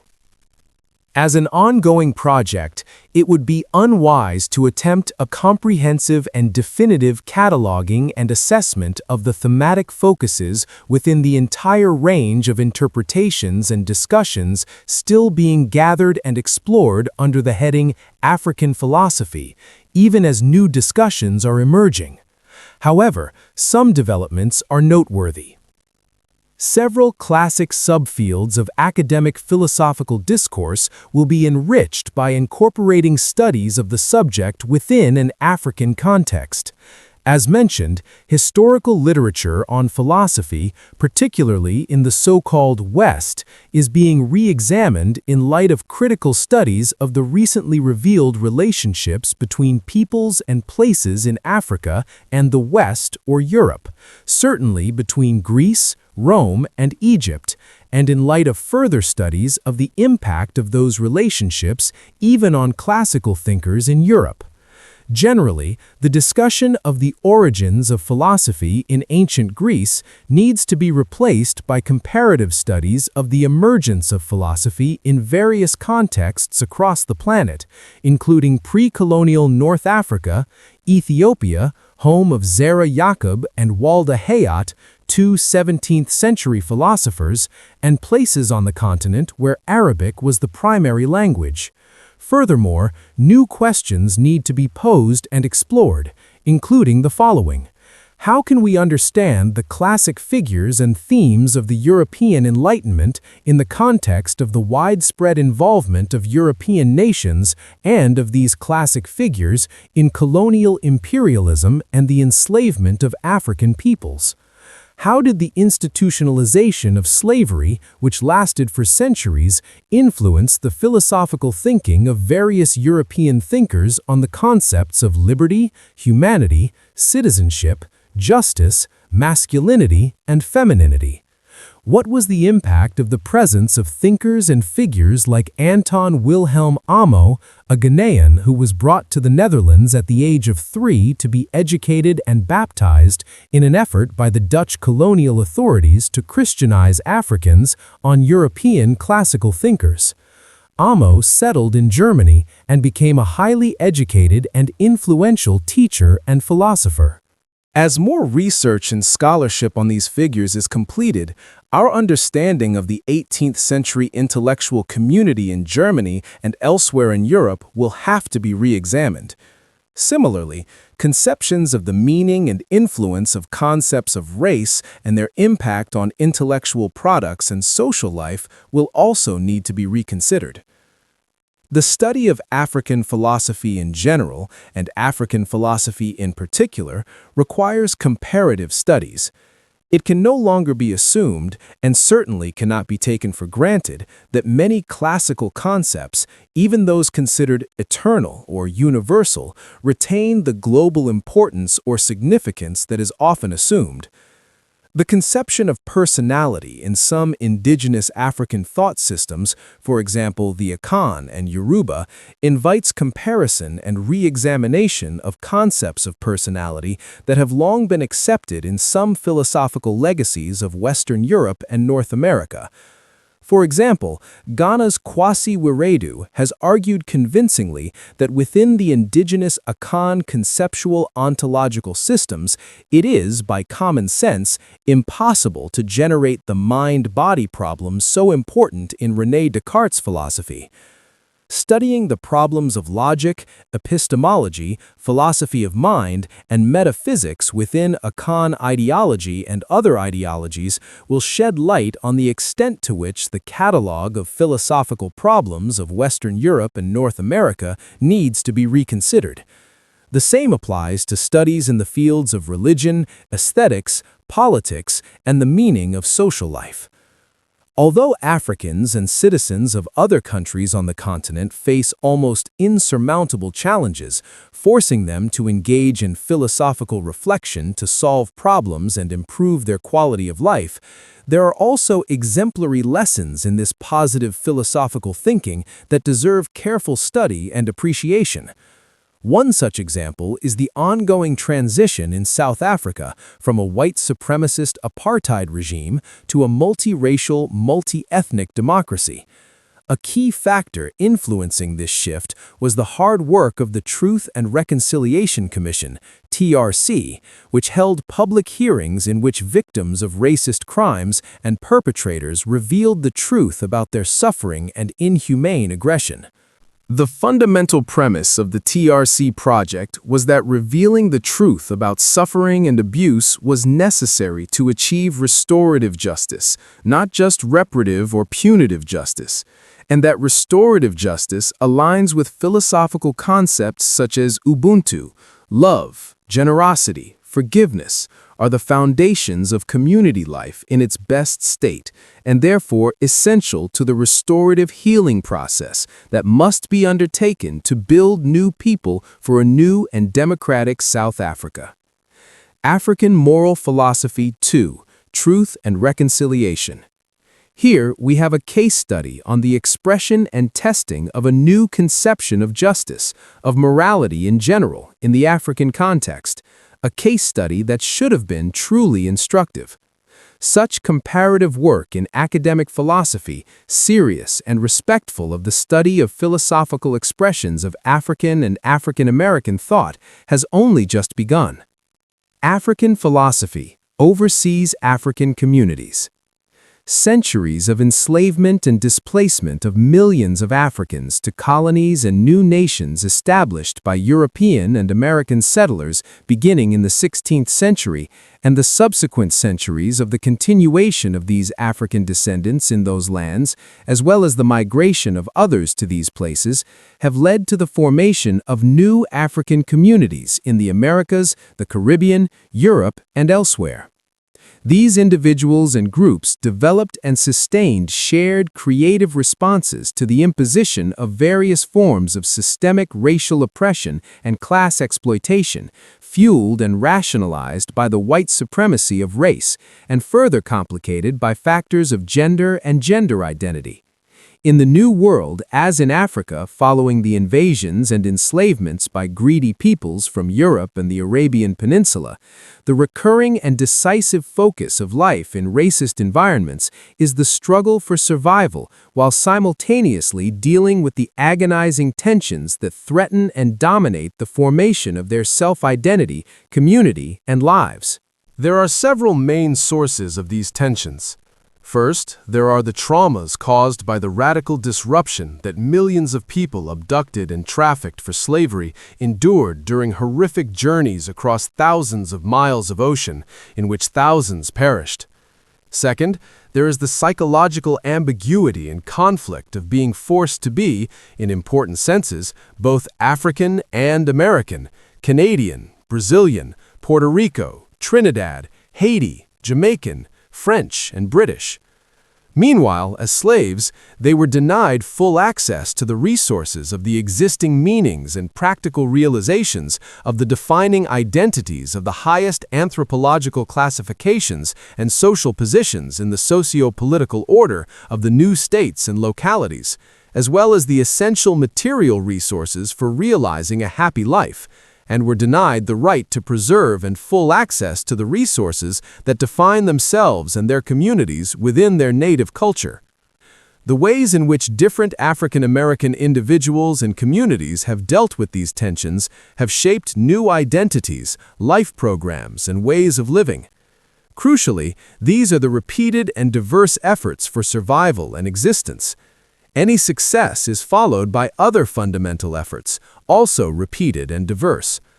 Among the most powerful efforts were those to define and defend liberty, efforts deeply affected by the absence of any legal protection and by the severe restrictions imposed on the participation of Black people in so-called public spaces.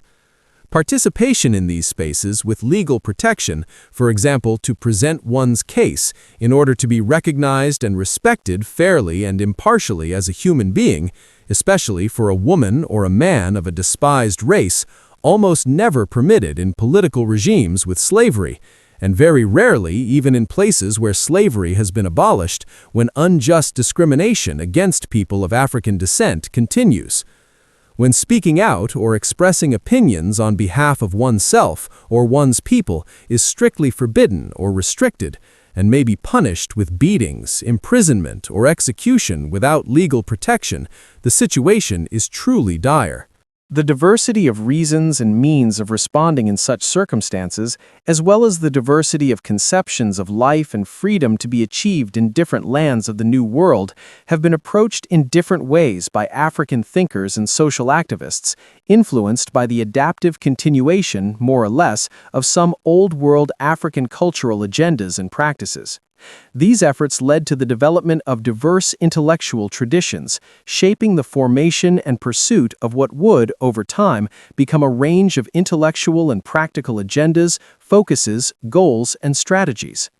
It is these diverse intellectual and practical complexes, influenced by history, grounded in social foundations, driven by imperatives, and steeped in and evolving from concerns and struggles for survival and endurance and human dignity and freedom, are being revived and studied as some of the earliest philosophical cases of African exiles, and form the basis for the development of several subfields of African philosophy. Contributions of African philosophy. Thus, significant progress has been made in mitigating some of the long-standing obstacles that have hindered the recognition and appreciation of the philosophical endeavors of Africans and people of African descent. However, much remains to be done. For example, there is a need for greater consideration and appreciation of the works of generations of insightful and profound Black writers, novelists, poets, musicians, artists, dancers, preachers, theologians, and other intellectuals. These individuals, through their means of expression, philosophized about the plight and prospects of Black people, and in many cases helped maintain the will and determination to endure attacks on the humanity and existence of Africans and people of African descent. In this regard, for example, too little attention has been paid to the philosophical writer and novelist Charles Johnson, who, before becoming a renowned novelist, was a graduate student in philosophy.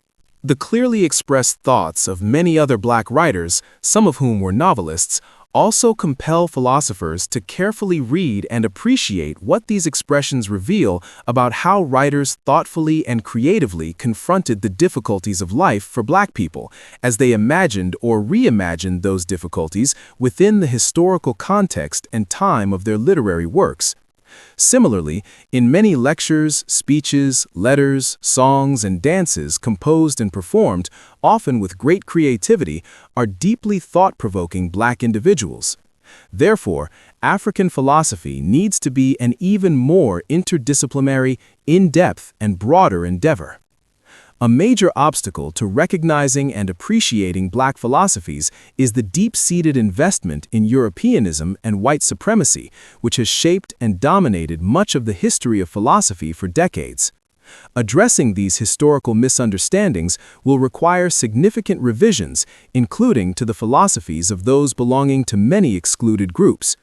To achieve this, careful work must be done to widely disseminate and thoroughly research as much as possible the original arguments, many of which have never been published, that paved the way for the development of African American philosophy and African philosophy in general as discourse fields.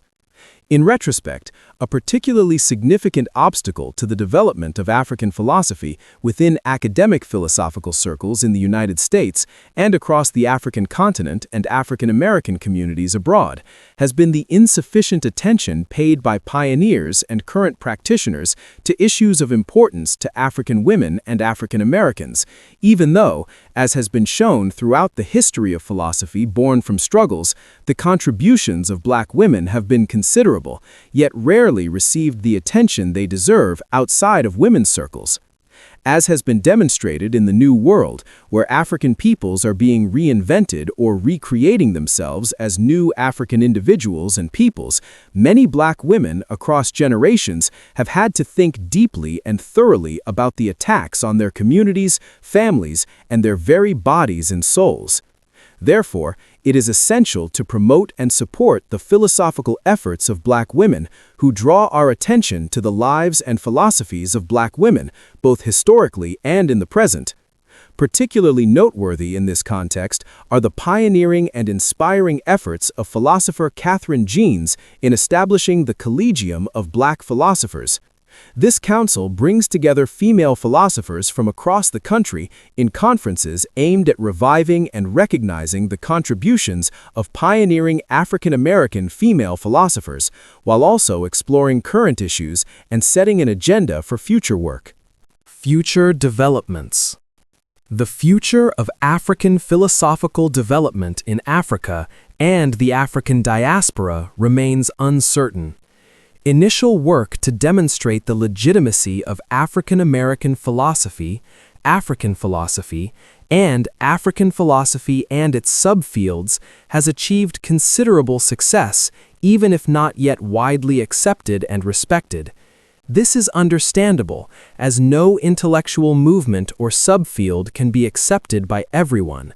However, much remains to be done to consolidate the achievements made and to create new developments as thinking toward challenging issues, many of which are novel. It should be noted that over the past 2 decades, much of the effort of African philosophical practitioners has been devoted to exploring the question of race, a complex of powerful, fundamental, and pervasive elements that shaped almost every aspect and dimension of life during the formation of the modern age in Europe and America. And in every instance, Europeans encroached upon the lands and lives of peoples around the globe. Achieving justice without racial discrimination in the political institutions inherited from the modern age is not yet a completed task. Therefore, the need to reconsider the issue of race will persist for some time to come. However, this need will arise from addressing old difficulties and challenges. Success will bring new challenges. Among these, it is necessary to address questions such as whether it is possible and advisable to have defining norms, practices, and agendas for the philosophical interpretation considered as examples of African philosophy.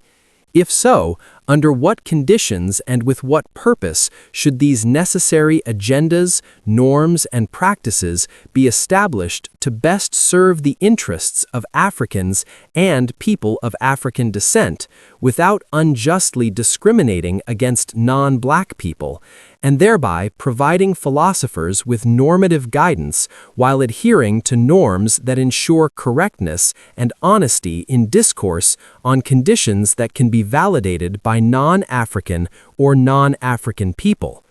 Should such concerns continue to be appropriate conditions for philosophical endeavor?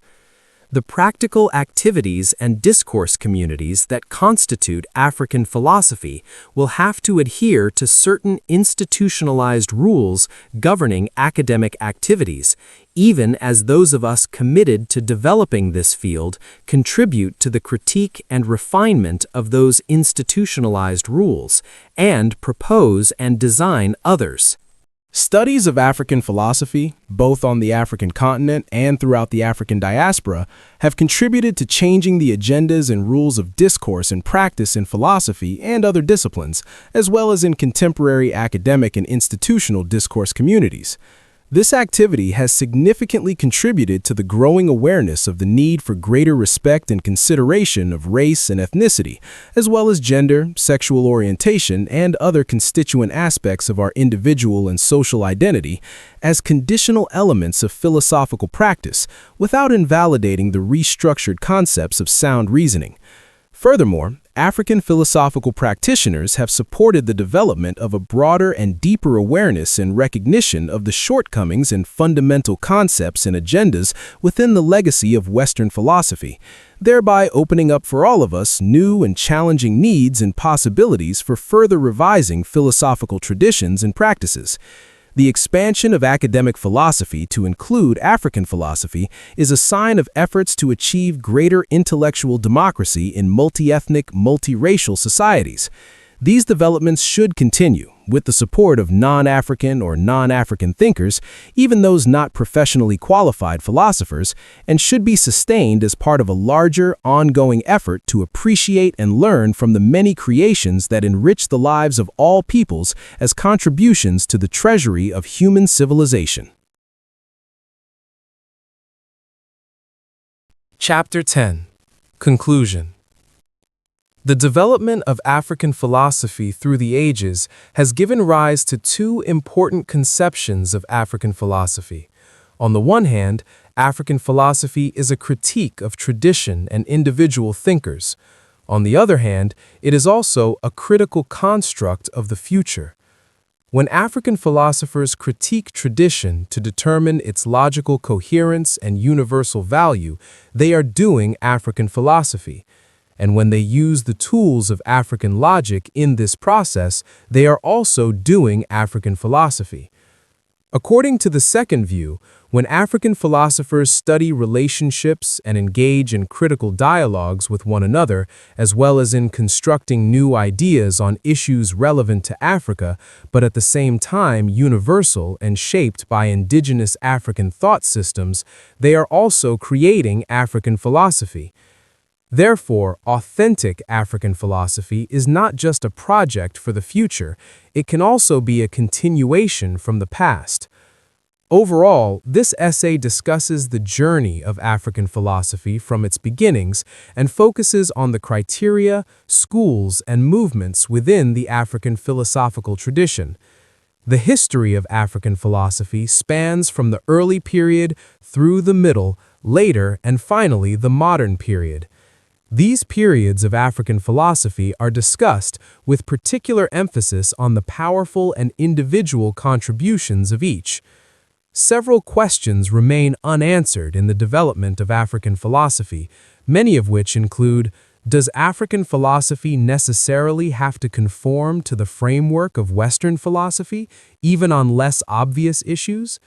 If African philosophy is to be considered methodologically different from Western philosophy, then what?